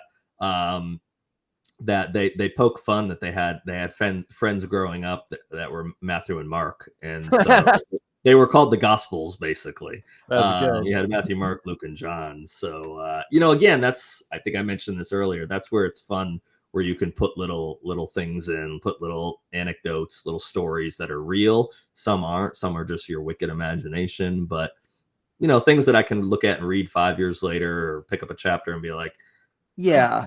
I did include that. That was freaking funny. So, I mean, I definitely like I've included some physical descriptions for my characters, but they're not like hard and steadfast either, because how, you know, like I like to allow the readers to kind of interpret, yeah. you know, how they see the characters. And obviously, like I have my idea, and I can. The other thing that helps is, like, I generate a lot of AI art. I'm sure you've seen on my Instagram feed for like what I think the characters look like. Right. But you know, that's just kind of visual representation. Sometimes for me to see the characters as I'm writing them. Right. But it's also not like a hard and fast rule either. Yeah. So, and I guess there's another instance where I broke that is in The Body Man and in Breach of Trust. I go into fairly specific detail of Merci Data, my female assassin. yeah. I don't necessarily give her hair color because it changes. She wears wigs and stuff like that. But you know, I want to make. I've got this visual because she's a female assassin that uses her body because men are stupid. And if a woman starts taking her clothes off, he'll do whatever she wants, and then she can freaking kill him because Dum Dum is vulnerable now because he saw some boobs. Felt like the oldest trick in the book. Oldest, you know, it's the oldest occupation, and she gets to play it sometimes, and then whack the guy. There's a scene in The Body Man where they talk about how they, you know, her and her significant other, you know, how they whack this couple basically, and you use what you got when you have no conscience. And I am curious, because there is a specific scene, I don't want to spoil it, but I am curious, did you make a Golden Eye reference in I know what you're talking about. Or if I did, it was probably unintentional, but I do know what you're talking about. Not I didn't directly mean to, but that's where you always wonder of, does all the movies you see and all the stuff, does it seep into your subconscious? Because I've had this conversation. You want to say you're original and your story's original. There's been 50 to 100 billion people born alive at this world, maybe in the course of nothing new under the sun. Every word has been said probably in the same context in some form. You're never gonna top Shakespeare. You know what I mean? Like, you can write some pretty amazing stuff, but man, that's a tough act to follow. Yeah. Well, exactly. I mean, like I have flat out said, and like I've even said it tonight, that, you know, James Bond is a huge influence on my writing and you know, on my character. I mean, my series is a love letter to basically the spy movie and you know, genre. That's why I feel yours is a combination of Bond and Bauer. If I'm, you know, break it down into inspirations. There's a lot of Jack Bauer. Yeah, which is John Ryder. which is funny because you know, I grew up watching 24. I hadn't even thought of 24 for like a long time when I was writing Shadows of Deception. And then that was the first thing I said, is there's a lot of 24 influence in this. And he's like, oh yeah, I guess there is. Yeah. Yeah. And I get a lot of, like, I have a lot of references to 80s and 90s shows, whether it be Seinfeld. I went and saw The Fall Guy. Magnum PI, there's a bunch. The Fall Guys referenced in Breach of Trust. And so I had to go see the new Fall Guy movie just because, well, shoot, before I even knew they were redoing the movie, I had put a reference in there to, you know, to the characters and to the truck, and, you know, one of the characters is wearing the shirt with the truck on it, basically, from the Fall Guy. Yeah. So Lee Majors is mentioned, you know, and, you know, all that. So, and I'm also, like, people that have read the Body Man, and this is one of the things that the publisher changed on me, and then I had to go back and be like, what the blank did you do? There's a reference to the A team when the team breaches, when the FBI HRT team breaches the oil platform. One of the teams is the B team, and it's all the real names of the guys from the A team, and their real, their real last names, basically. Well, the publisher went and changed the names, and I was like, dude, what did you do? And they're like, why? I'm like, well, that's the real life A team. That's their real actors' names. And that's the one scene one of the scenes in Breach of Trust that I probably got the most emails about, that people were like, oh my goodness. When I hit that spot, I was so excited that, George Papard is there and you've got their real, and I'm like, yeah. And the publisher tried to jack with that, man. That made I smiled for a week when I wrote that scene. I was like, how dare you screw that one up? So I recently had someone be like, okay, you need to put if you're gonna do Bond, you need to put in like a car with gadgets, because that's the one thing that this person missed from the Daniel Craig films was all the vehicles. And I'm like, okay, Aston Martin is so iconic. You know what I mean? Like how they thought that was a good idea. I don't know. I mean, and the Aston Martin is my all-time favorite car, even though I don't drive. But so I know someone that has one too, so they're pretty sweet rides. Ooh, not nice. I'm an American muscle guy, but they are pretty nice cars. So, I mean, I was able to put in not an Aston Martin, but I mean, with all of the electric vehicles out there now, I was able to kind of do, well, what if Elon Musk or my Elon Musk based character made like a Bond? What's the cool thing about what we do in writing the stories is you get to create your world. The downside is, as soon as you start to create that world, you narrow the size of that world because you're putting restrictions on it. So for future books, I can't have Nick Jordan all of a sudden be 5'2". Okay, well, I've made references to him being, a certain height at least in the stories, that he's not super short. So okay, so you kind of close your world off, and that's where you then get kind of boxed into a corner of, okay, some things you can't change, some things you can. But if you said before, I've got a reference to, in Breach of Trust, that about being divorced and that Nick Jordan actually got divorced. Well, in future books, I can never say, well, Nick Jordan was never married. It's like, wait, you have a scene in Breach of Trust where not only do you talk about Nick Jordan being divorced, but he gets asked what happened to the wedding ring. And in reality, it's what Eric did to his wedding ring, and he never told anybody. He put it in the pages of his book, which is a true story. That's so if anyone wants to know what I did with my wedding ring, read Breach of Trust, and what Nick Jordan did with the wedding ring, that's what I did with my wedding ring. And I still, June 18th, 2024, I've never told a flippin' soul what I did with the wedding ring after the divorce. But if you read Breach of Trust, you'll know. That's motivation. That's a good motivation. My ex-wife's going to be loving that. Fortunately, she has no interest in anything I do, so I think my secret's well, safe. You say that, but then someone will clip until the kids tell her. You say that, and then someone will clip this and then send it to her, and I'm good.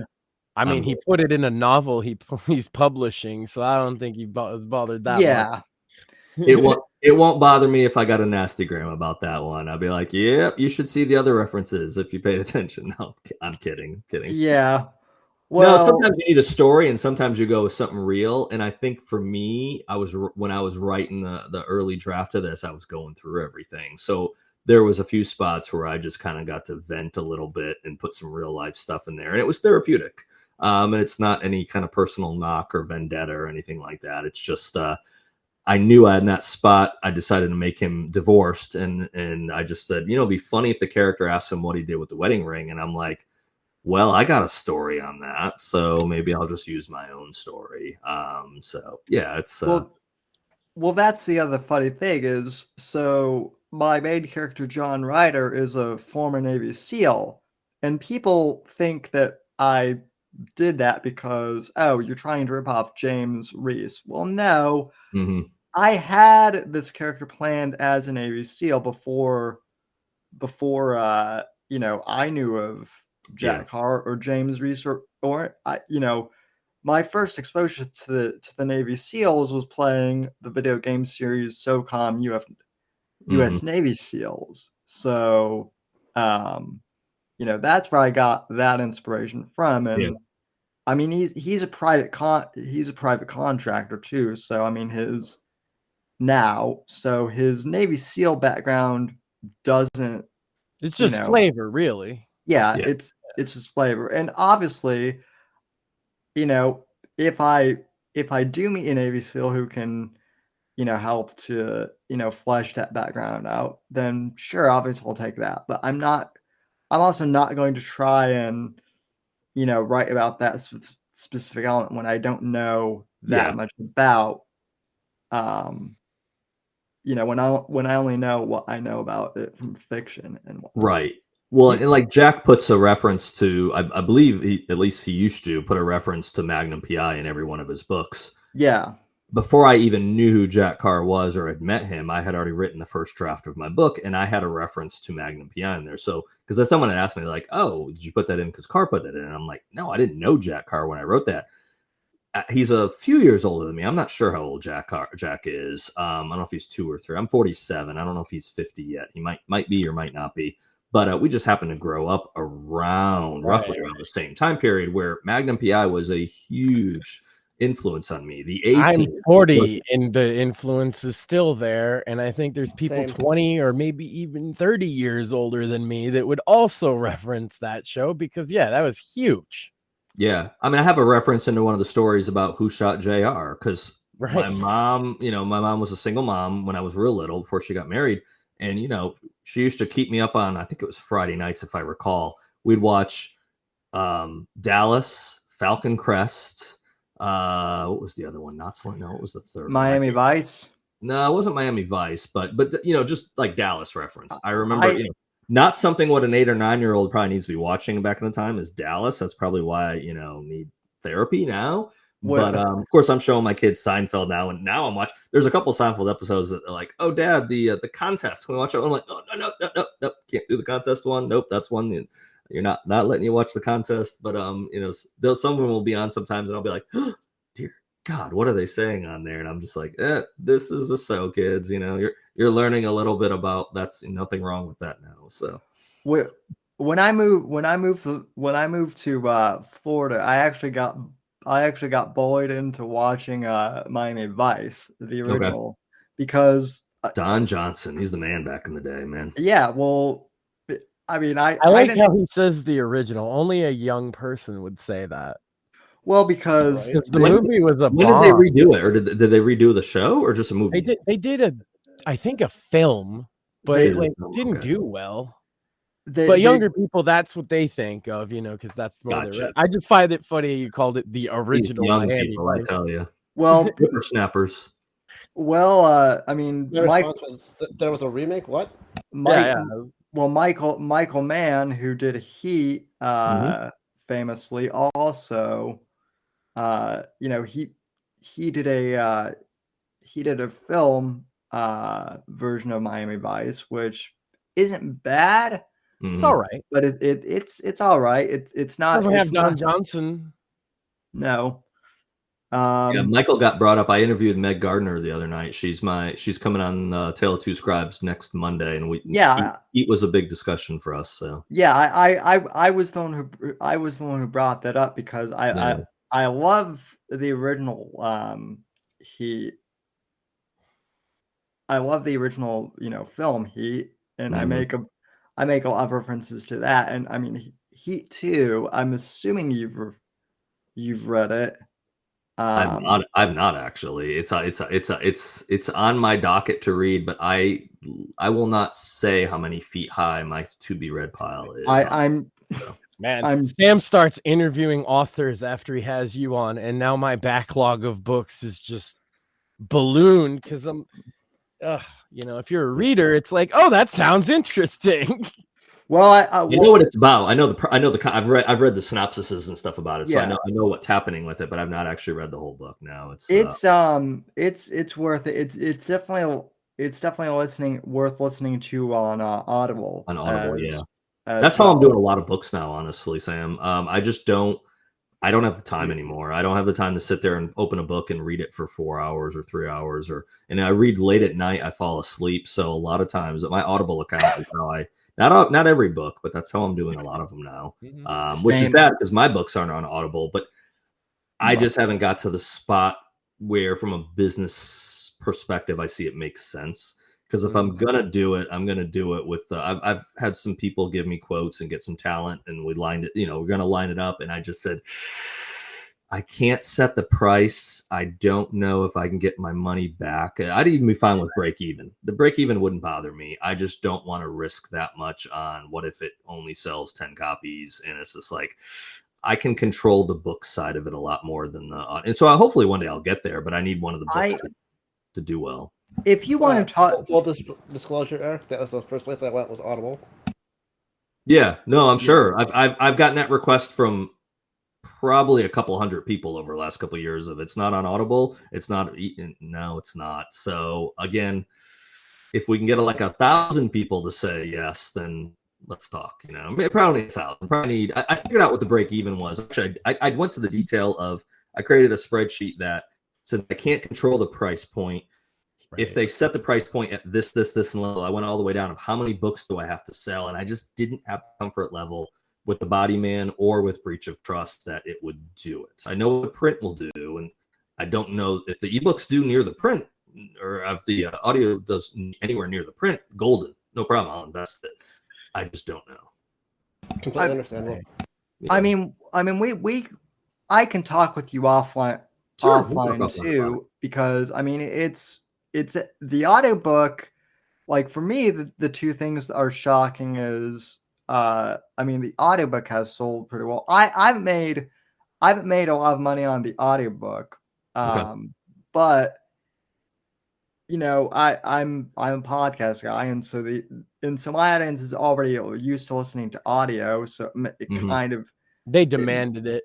It makes sense in that regards. We can talk offline. And it's not something I'm close to doing. I know what some people spend, even going for ACX using Audible, and they're big bills. They're not small little investments. Not everyone does that, obviously, but I know what some people spend, and I'm like, that's too much to throw out there for to get your money back. Well, and I just like you got to choose to. Okay, we need sales. Promote the book. And then they're that taking on a whole nother side project that you're not sure of makes perfect sense to me. Yeah. And I mean, I just do the, full disclosure, I just do the royalty split thing. So it doesn't charge me anything up front. Right. I will say though, the thing that does surprise me is that for an independent author, I've sold more copies of the paperbacks than anything else. I thought it would have been ebooks, but I do, and I'll say mine for the Body Man, and also how Breach of Trust. The pre-orders for Breach of Trust are, I think, 60 to 65% higher than the pre-orders for the Body Man, which was a good number. But I don't know off the top of my head what's my percentage of ebook versus paperback. I think something like 70% of my Body Man sales were ebook, 30% were the print formats. So definitely a bigger ebook. And I push ebooks too. Ebooks obviously are priced at a better point. And we'll see what Breach of Trust. I'm not looking at breach numbers. I looked at them about midnight, 12:30 last night or this morning, whatever that was. Mainly I was making sure all the pre-orders hit. I wanted to just look at the numbers, and then I just shut everything down, and I won't look again at the numbers for I don't know how long. I'm either going to be excited or I'm going to be disappointed. Probably disappointed because my expectations are high, and that just will screw with my marketing plan because I'll want to pivot and change, and I don't want to change anything. Yeah. So keep it going for a little bit, and then I'll readjust when I want to look at the numbers. So I've gotten a lot of messages that I haven't read yet. I've gotten a lot of texts from people that said they bought a copy or 2 copies or 3 copies or they've given one of this. So I'm sure I'm going to be okay after day 1. And if I look at it next week, I'm sure I'm doing fine. But that was actually advice I got from Mark Cameron when The Body Man came out. He said, don't look at your sales numbers and don't look at your reviews. I couldn't look at my sales numbers for 3 months. That made that pretty easy. I did look at the reviews, so I disobeyed Dad in that regard. But my reviews were never been very bad. I've never really looked at them very much. I'm more focused on when I click on Amazon, how many ratings do I have? So I think for The Body Man, last I looked, I had 573, 572, which for an indie print, pretty darn good for ratings. Yeah. But will Breach of Trust have that? If you look at a lot of authors, their books, the ratings start going down. Does that equate to their sales are lower? I don't know. I know some decent name authors that definitely happens and they go down dramatically. Ransom Daughter didn't get a lot. Now the sales were okay, but they weren't anywhere near The Body Man as being a full-length novel versus a novella, and the ratings were much lower than what The Body Man drew for sure. But I also looked at novella as a different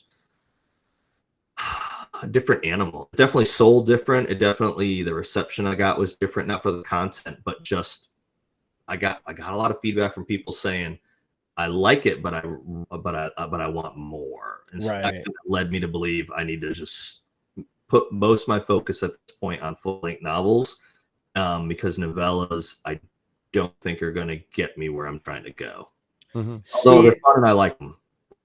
And that's interesting because like my audience initially was like I write almost strictly the Shadows of Deception series in novella format. The reason I do that too is a lot of people who read my books have told me, listen, I don't have time to read like a lengthy novel. So a lot of them loved the novella format because they could finish it easily. Now some of them are getting to the point where, and this is one of my marketing schemes. I'm like, well, if you like my book, you might want to check out Eric Bishop's Body Man series. I know it's a novel, but it's worth it. Yeah, we've definitely been just promoting it unabashedly. So I like the book. I like The Body Man. I legitimately do, and I'm actually going to buy the Breach of Trust because I wanted more. I think you're right about that. The novels definitely suit you, and then Sam, in your case, you're establishing yourself, right? Yeah, that's why he said for him, he's at the stage where it's like, okay, I want to do the full-length novels. For you, this is great because it's building up a resume, so to speak.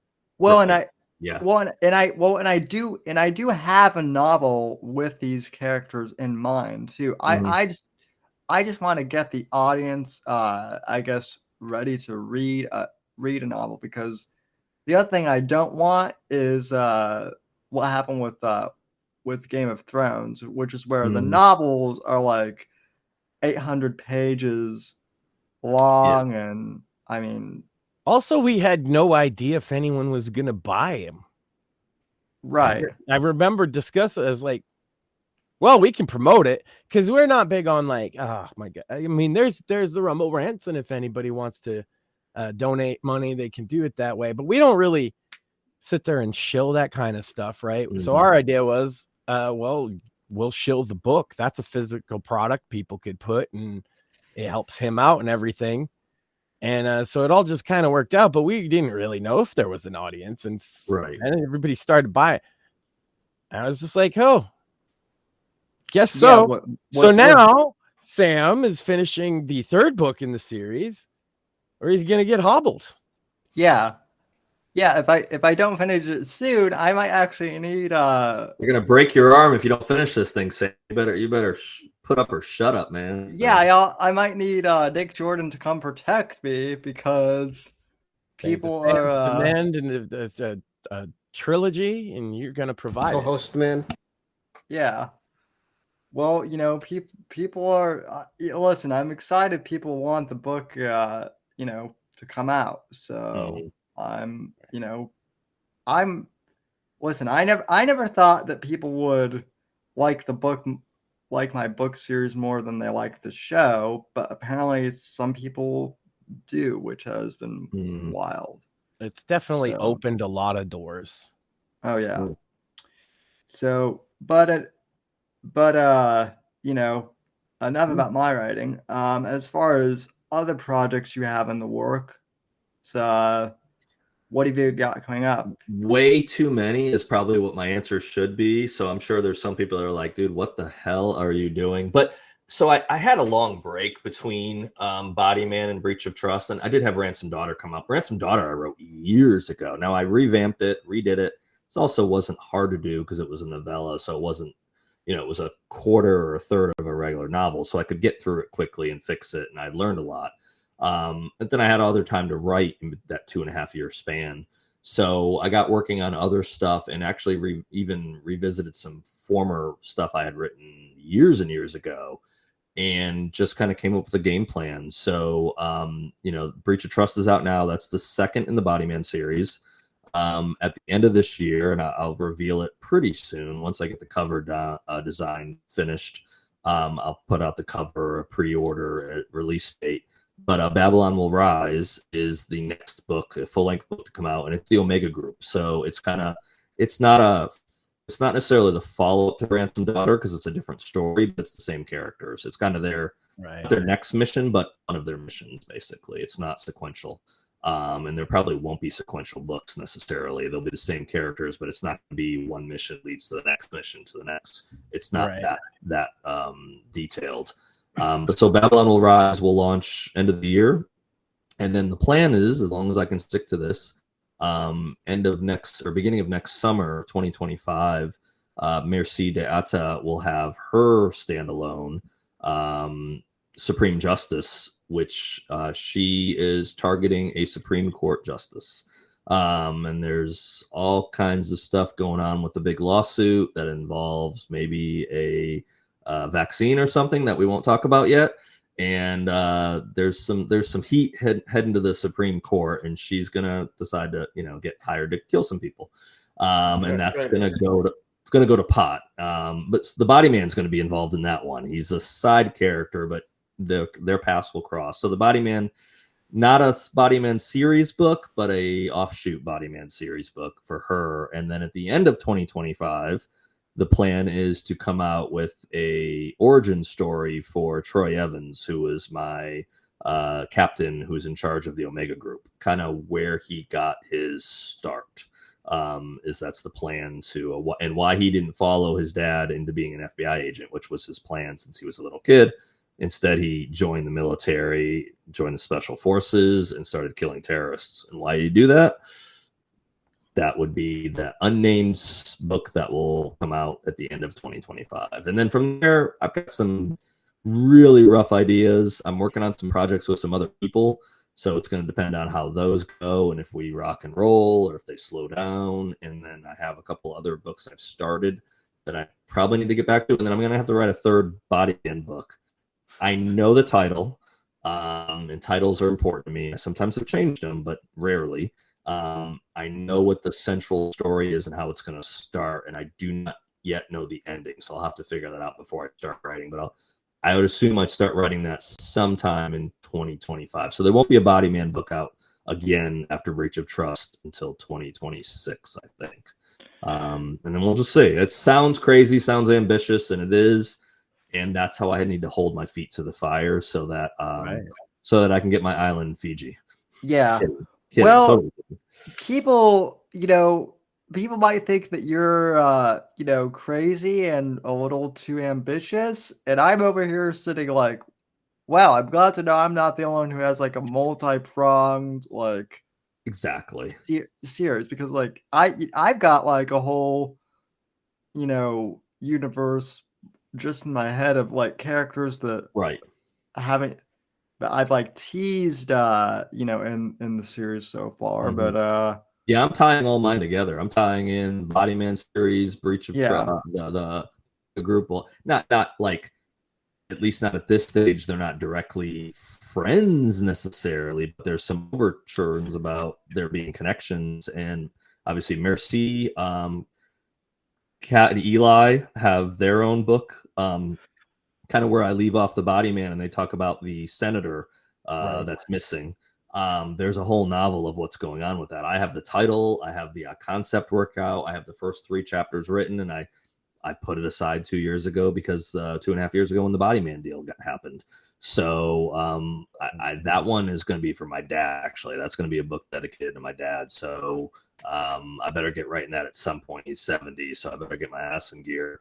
And then, you know, I don't know if I'll start their series. I haven't got that far out, or if I'll just do a standalone for them and then pull them back maybe into the Body Man world, or I don't know. We're gonna just see. You know, you're only limited by your own inhibitions. So, and you can make things too complicated, sure, but when you go down the indie route, or the guerrilla route, some people call it, you can kind of do whatever you want. There's no boss saying, no, you can't tie these together. And the fans are going to be the ones that decide if you fail or if you know, if you succeed. It's your fan base. And I'm not pandering to the fan base at all. But obviously I sure would like them to like the books. And if I do what I think I'm going to do, I think I'll be able to deliver. Well, yeah, I mean, that's kind of, I mean, I don't pander to the fans necessarily either, but it is good to receive, you know, feedback. And that's why I like Sam's writing, honestly, is because he's clearly pandering to himself. Yeah. He's like, this would be the coolest spy novel ever, so that's what it's going to be. And that's... You better like what you write. You better believe in yourself, because if you don't like it, if you don't believe in it, guess what? Trying to convince someone that they should is really hard work. So, someone actually made me chuckle the other day. They were like, okay, I know this is you know, political fiction, because your president has way more integrity than either of the two candidates running, and actually gets shit done. This would never actually happen in Washington, D.C. Yeah, so competent government official, come on. Yeah, that's fiction, Sam. That's either myth, fiction, or fantasy. Well, you know, it's basically what I would do. You're more likely to find Bigfoot. Yeah, well, you know, Bigfoot won't fall down going up the stairs either. So, I mean, you know, Bigfoot might be a good choice. Hey, Bigfoot has never raised my taxes, so I'm already a fan. Bigfoot won't be pissing on strippers or anything. I mean, there's all kinds of positives there that you can say. Bigfoot has never sent my friends to die in a war. So there you go. Exactly. Big win for Bigfoot. Good job, Bigfoot. Well, listen, you know, during one of your chapters with Marcy, I was like, well, it's a good thing that a certain son of a certain senator / maybe president wasn't in the same room as her, because you know, certain people might not be around it anymore. That is true. Again, you can kind of do a good blend. You know, the president in Breach of Trust, his Secret Service code name is Preacher. Yeah. So, you know, I won't say he's based on Mike Pence, because I don't base people on particularly, you know, on specific characters. But after Mogul, after the president in the first book, I wanted to have someone that everyone thought was just boring and straight-laced. And then I wanted to be able to have a couple spots where he kind of comes out of his shell, and the story that he tells at the end with the Body Man, or towards the end of the book with the Body Man, is not something you'd expect from a preacher. Because I wanted to say, you know what, he's pretty straight-laced, but he was also, I wanted to have a president that, you know what, he wasn't just some philanderer that, you know, did all these things and stained a blue dress or did this and that. he's a pretty good guy that got put in a position where he became president at, not through being elected president even. And he's trying to do the best he can in a job that's pretty thankless. Normally is held by megalomaniacs, probably actually. And You'd have to be to want the job, yeah. Yeah. To some degree. Right, exactly. 100%. But yeah, so it's kind of, again, and I think our biases or our desires on how life really should work, yeah, sure, they end up in fiction to some degree. And I think that's probably not a bad thing. I always, though, walk a fine line, too, of I never state political parties in my books, even in interviews. If I say anything about politicians in my interviews, I say, look, folks, there's one snake and it has two heads. Because anyone that says, oh my goodness, my party is the shining beacon of light and the other party is rat's turd, they're probably at Capitol Grill smoking Cuban cigars, eating filet, and laughing with your tax dollars. And they could even be part of the Fourth Estate. They could be. Thing again. They could be. So, man, you're marketing more than I should. I need to throw that. No, we get stupid with that. Like, I will make a point to try and work in the most shameless plug for his book at possible. Like, that's our whole bit.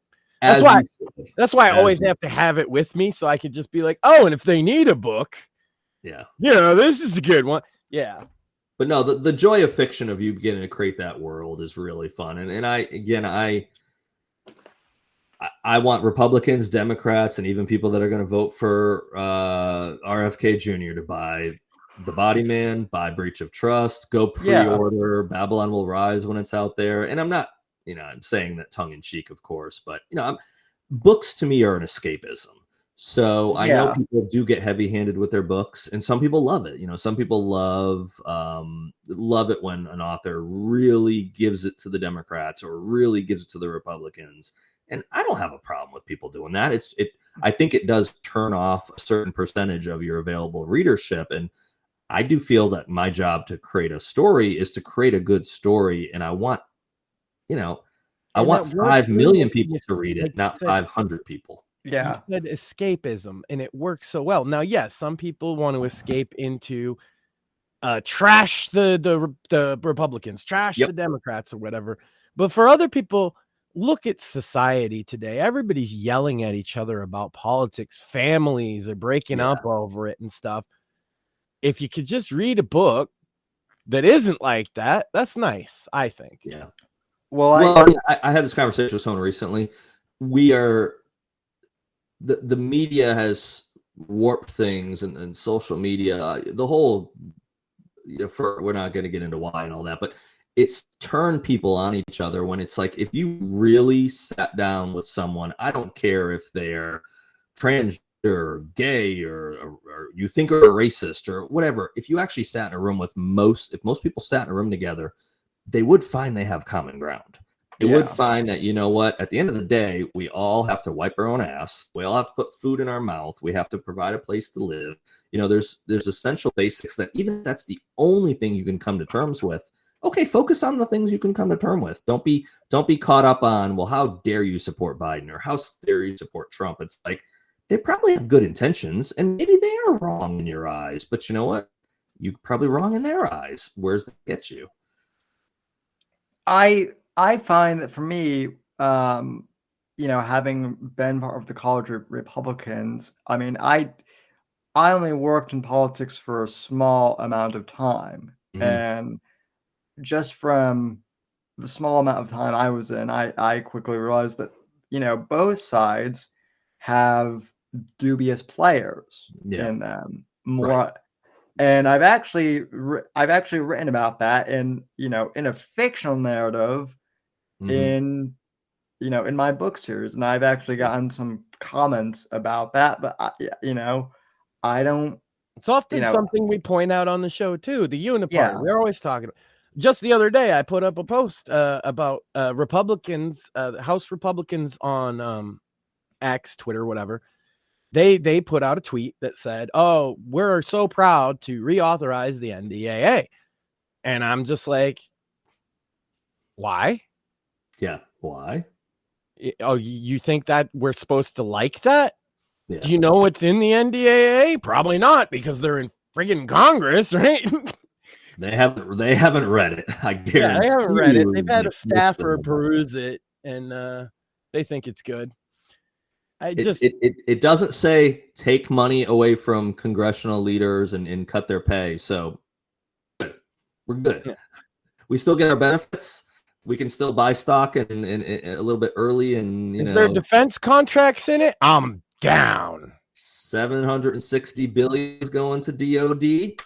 Golden. My brother-in-law is a contractor. What do you know? He works for Raytheon, or he does. Oh my goodness. That's the thing I like to point out with people, is that the level of like corruption, everyday corruption in the government, isn't just on the federal level. No. Perfect example. The mayor of my town years ago, he's not been the mayor in quite a while, but he's a gay man, not that it even matters.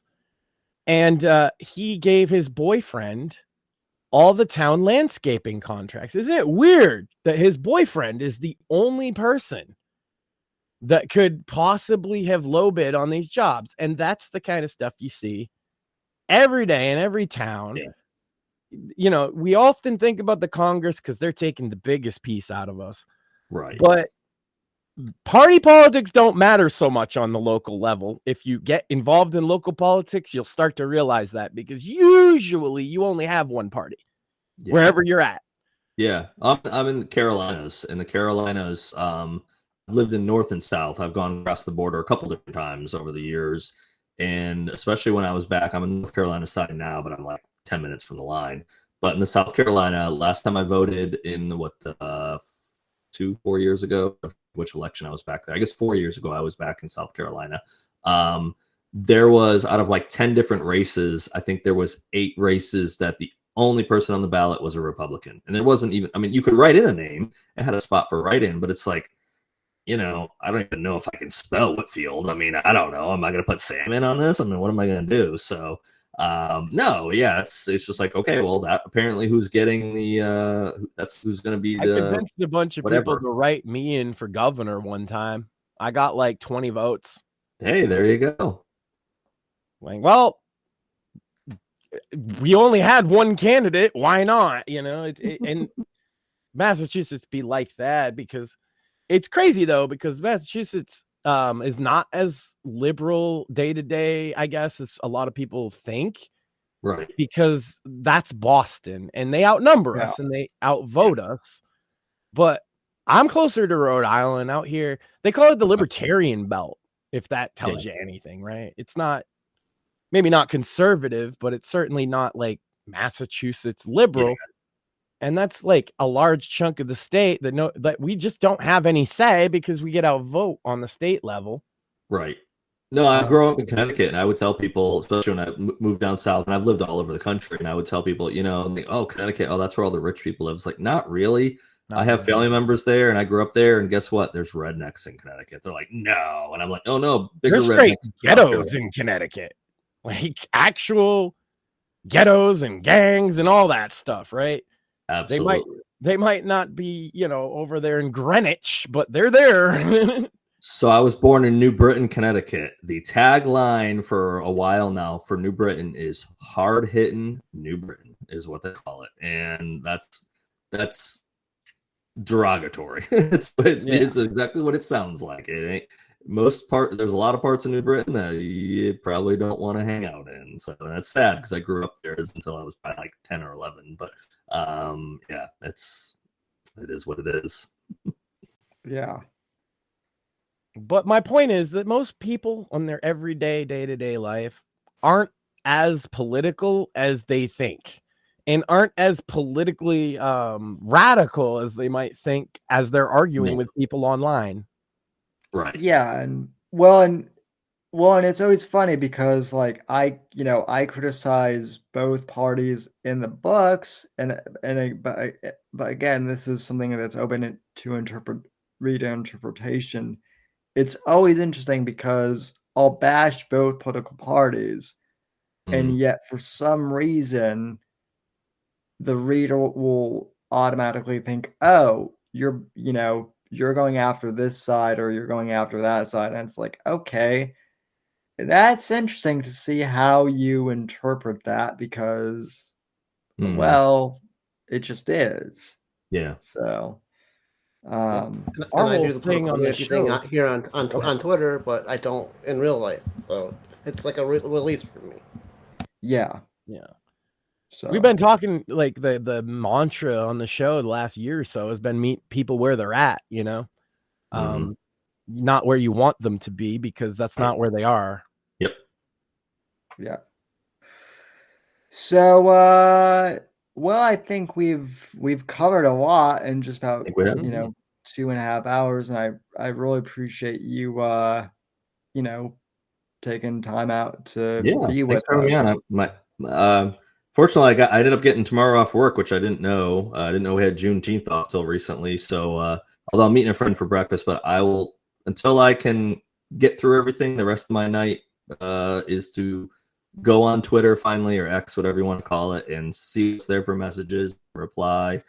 Facebook, Twitter, Instagram for the next, we'll see how long. Hopefully a while, because that's a good problem to have. But we'll find out. But that's one of the blessings, to be able to respond to all the messages for the debut for the book coming out today. Totally. And so if we're wrapping it up, then the old part where everybody shills their wares goes. And so where could people find you? Obviously, breach of trust.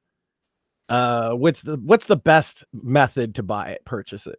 Honestly, Amazon? the easiest, go to Amazon and type in Breach of Trust, Eric P. Bishop, or it might be under Eric Bishop as well. Same with Body Man's. The Body Man actually, it got selected by Amazon by Kindle Deals for the month of June, and they selected the price and everything. So the Body Man ebook is only $2.99 this month. So yeah, so it's just for the month of June. And then so the Body Man's there. I have a website, ericpbishop.com. The P stands for Paul, but ericpbishop.com. The links will take you to Amazon as well there. I will have signed copies available probably later this month. They're in order. The paperback and hardcovers are on order. I don't have them yet in my hand. And I always do like a special wax sealed letter with anyone that orders from my website. But definitely the quicker way to get the book would be just to go to Amazon right now. I'll have Barnes & Noble in that too, but just a bunch of technical issues the last couple of weeks and trying to resolve them. But honestly, the majority of my sales come from Amazon. So when it comes to some of the other sites to set up, I do set them up, but there's such a handful of sales that it's almost, because I'm having some technical issues, I'll get them fixed, but I'm not too concerned. I know people hate Amazon. I get it. I get the reasons why they hate Amazon, but from an author's perspective, the cost to produce the book for all that is the cheapest. Your royalty rate is the highest. So I can charge less money for a book and make the same or make more, versus if I put it through Barnes & Noble or another site, I have to charge more than what I charge on Amazon to make the same amount of money. So obviously go to Amazon and save money. And if you hate Amazon that much, buy them from me. Although you know that I'm printing them on Amazon direct, so Amazon did touch those books. And Jeff Bezos. Well, whatever. I think a lot. The reason I asked what's the best place is a lot of times our audience in particular wants to do whatever is the best way to support you. Yeah, I get that. Absolutely. I think in this case, Amazon, look, if you buy it on Amazon, it puts his numbers up. Yeah. Right. Yeah. And he's clearly not hurting off of the sale. So yeah, get it on Amazon if that's nice and easy. If you absolutely hate Amazon, get it from him. Yeah, get it from me, exactly. So Barnes & Noble will be up hopefully soon. I had to set up a vendor account. It was Barnes & Noble with the last minute thing because I had a lot of problems with Ingram Spark. And I had some problems with them with Ransom Daughter and with the Body Man, but I kind of thought all the kinks were worked out. And so I submitted the file a little while back, and it waited, and then finally got a rejection. So I thought I fixed what they said, still got a rejection. And so I sent it to my cover guy to say, hey, I'm getting this message constantly. Do you see anything wrong? And if he comes back and can't find a problem, then I'm probably just going to tell Ingram Spark to take a hike and not use them again, because I don't see the effort of of jumping through that hoop. Not for the limited sales; they'll get me anyways. Right. So there's other means to do it. I just toggle the expanded distribution button on KDP, and that's what I do for distribution to. And so that Barnes will get you like all the other sites and stuff. Supposedly that's how it works. I don't know if it actually does. So, but Yeah, I don't know. And then the other thing too is if you do that, then you're giving up money, right? Because there's a difference in royalties if you do expanded distribution, I believe. Yeah, but it only affects those other sites. It doesn't affect. Okay. At least it does now. It might not have been that way before, but it doesn't affect Amazon. Okay. The other thing too is, at least for me, and I know this is certainly the case for Max and other people, is like, and you and I even talked about this, Eric, is I do wish that Amazon would allow pre-orders for print books, Right. because that was our biggest problem. Me too. Is everybody who really wanted the book wanted the book, right? Right. Nobody's like, oh, well, I hate ebooks, but like your core readers want a physical. I'm that guy. I'm that guy. I don't like ebooks. I don't have a problem with audiobooks as much. I'll listen to audiobooks, but like ebooks, it's just not preferred for me. I like to flip the pages. I like to have my bookmark. I'm old. Been reading that way since I was a kid. I'm not stopping now. I haven't cracked that nut yet. So there is a way outside of the big five. There is a way for smaller publishers, and I would group an indie publisher in with that. There is a way to get books on pre-order for paperback and hardcover, and I haven't figured it out yet. Some people have told me, like, one of the sites they use, and I'm trying to remember off the top of my head. I'm probably too late to remember. But I looked at that site, and then you were losing a lot on your costs on what you were going to make on it. So I was like, well, I don't want. They offer pre-order. Well, I don't want to put a book on pre-order there because eventually it's going to come on Amazon. It's like was cutting down your royalty by at least half, and I'm like, well, screw it. Pre-order doesn't matter that much. I'll just tell everyone that says, oh, I wish you could get it in pre-order. It's like, well, you can't. It'll be out on June 18th. Go order 5 copies on June 18th. It's not going to save you any time or anything that you can't order it on March 10th. No big deal. So, yeah, so hopefully you get there, but I haven't figured it out yet. But there's got to be a way. Or hopefully Amazon will be like, I don't know the reason. I've tried Googling it and trying to figure out, ask people, why does Amazon not allow, why do they allow pre-order for ebook, but not for the others? And I've not gotten. I think it might have to do with their physical printing presses, right? There might be like a scheduling concern or something. It's hard to say, but I'm trying to rationalize it some way. I will say when it comes to the hardcover versus the paperback, there's a pretty big disparagement on like shipping. So I went in on the breach of trust came out today, June 18th. I went in on the 15th and pushed the button to say, let's authorize this thing. And it can take up to 3 days before everything is out there. Well, there was a problem, so I'm glad I pushed it early. I resolved the problem Friday evening, repushed it again, and by Saturday morning, you could order, and I didn't let it be known to people, but you could order a paperback or a hard copy. So Saturday morning, I was actually on the golf course with friends, got the email, I immediately jumped down there and I ordered and paid full price for my own book. I ordered a paperback and a hardcover. The paperback was there by Monday, so it was a little less than 2 days, and it arrived. The hardcover is coming towards the end of maybe Thursday, maybe Friday, I'm not sure. So it's coming towards the end of the week. So even like paperback to hardcover, there's a delay. And when I first came out with the Body Man under hardcover from Amazon, it was like 4 weeks, they were saying, for a hardcover the day you ordered it. And I'm like, but that's not the case right now with breach of trust. And I think that's why a lot of people jump to the pre-order thing, right? Yeah. Because they know if they pre-order stuff on Amazon, it usually gets sent to them the day it comes out. I'm pretty sure that's what they want. Right. And then we're just in a position of like, yeah, but we can't do that. Yeah. Well, why not? Well, because Amazon said that we can't do that. I don't know. Yeah, it's one of those like mysteries of the universe type things, because I'm able to. I'm sure we could find a pencil pusher who could explain it in excruciating detail, and it would make sense. Funny thing Because is, Amazon doesn't want to do it. funny thing is, I know what the meaning of life is, and the answer is 42. But we still Only don't. 42. We don't know. So we solve the meaning of life, but we don't know why Amazon will allow print pre-orders. Yeah. Well, So- that's the kind of thing. If we Got keep something to do with that talking Mackenzie about it- divorce settlement or something. I don't know. That all the billions they had to give her is tied into pre-orders or something. I don't know. It's Maybe. biggest pre-order bonus of all time. Exactly. Yeah. So. But hey, if we keep talking about it, maybe they'll listen one day, and that would be great. I understand why people want to pre-order, but hey, that's not what they do. You pre-order listening, or whatever. If they're listening, Prime would make a good home for the Body Man series. So, listen on that one too, guys. Yeah. I have high expectations on the on the payout. So just meet those. Listen, same for the Shadows of Deception. I even have a director in mind to direct to direct both the Body Man and the Shadows of Deception. Sam, I will gladly be an executive producer. Well, listen, you would probably get along famously with my cousin then, who is a director, Travis Oberlander. So that's great, because as an executive producer, I won't be doing anything. Right. Yeah. That's the job, man.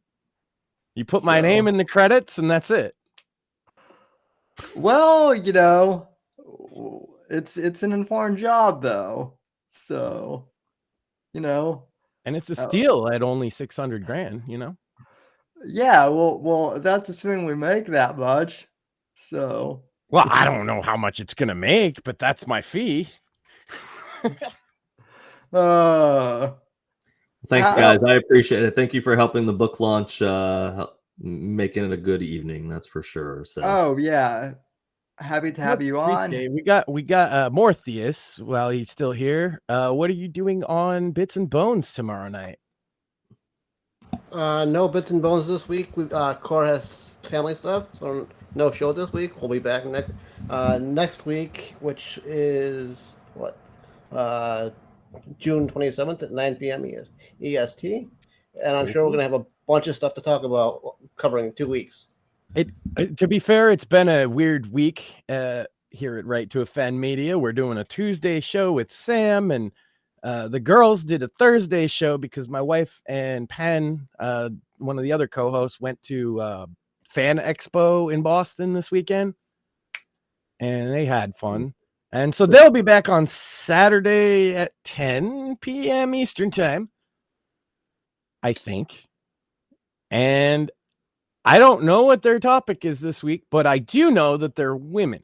And so while we don't do any show prep usually, I get scripts from them. And so they have stuff, I can assure you. You better listen. If you're into women talking about stuff, we got that Saturday night. And all on the Sandwich Makers broadcast. And all I have to promo is I'll probably announce the release date for the Dogs War next week. And then I'll have some more guests to announce probably at the end of this week. So, but Eric, thanks for coming on for the third time. Thanks, guys. I appreciate it. Great having you on. Check out Breach of Trust and check out A Tale of Two Scribes. Please also, Eric, if you can, I'd love to. Where do they check out the podcast? Forgot to mention that. Where do they check out Tale of Two Scribes? Easiest thing probably to do is to go to YouTube and type in Spear Talk Podcast, and it's under the Spear Talk Network. There you go. I know I should know the handles off the top of my head, shouldn't I? But on Instagram, it's A Tale of Two Scribes with the number 2. I think on Twitter, it's just the number 2 Scribes. I couldn't get a tale of two scribes. So Yeah. I should know those, but I always, and there's a link on my website, so people can go to my website, or if they follow me on social media, I pimp everything. So my stuff, everyone or else's us, stuff, because we're always retweeting it and everything. yeah. So it's all there. And then if you could, I'd love to have it on Spotify as well, or one of the other podcast platforms. It's not on. I thought it was. So that's something that I do not have any like. I literally film an episode, and everyone, the other powers that be, do everything else. I just film it, and I do post on social media, but I don't control where it goes, when it goes, and unfortunately, I just have. I'm just the pretty face that interviews people 1 hour a week. I don't have to do all the other stuff, which is wonderful. So go nag John. So go nag John about it then. Go nag John. Yes, absolutely. And based on John's background, don't piss him off, because you could meet the real body man, and you might disappear. When he can't be any scarier than any of my ex-girlfriends. So. Probably not. Ex-girlfriends are normally the worst. Wives are even worse than that, let me tell you. So I'm sure. Yeah. So. But all right. Well, thanks for coming on. Thanks, guys. Appreciate having me on. Thanks for letting me talk about the book and stuff. I really appreciate it. Oh, pleasure. Happy pub day. And folks, we will see you next week, Wednesday, 9:30 p.m. And until then, God bless, God save the Skate Nation, and God Freedom Legacy, in that order. Thanks for listening to The Whitfield Report on the NGC Network. Please visit Sam's website at www.thesamwhitfield.com and support Sam on Patreon at patreon.com/Whitfield Report. Until next time, God bless. God save this great nation, and God, freedom, legacy, in that order.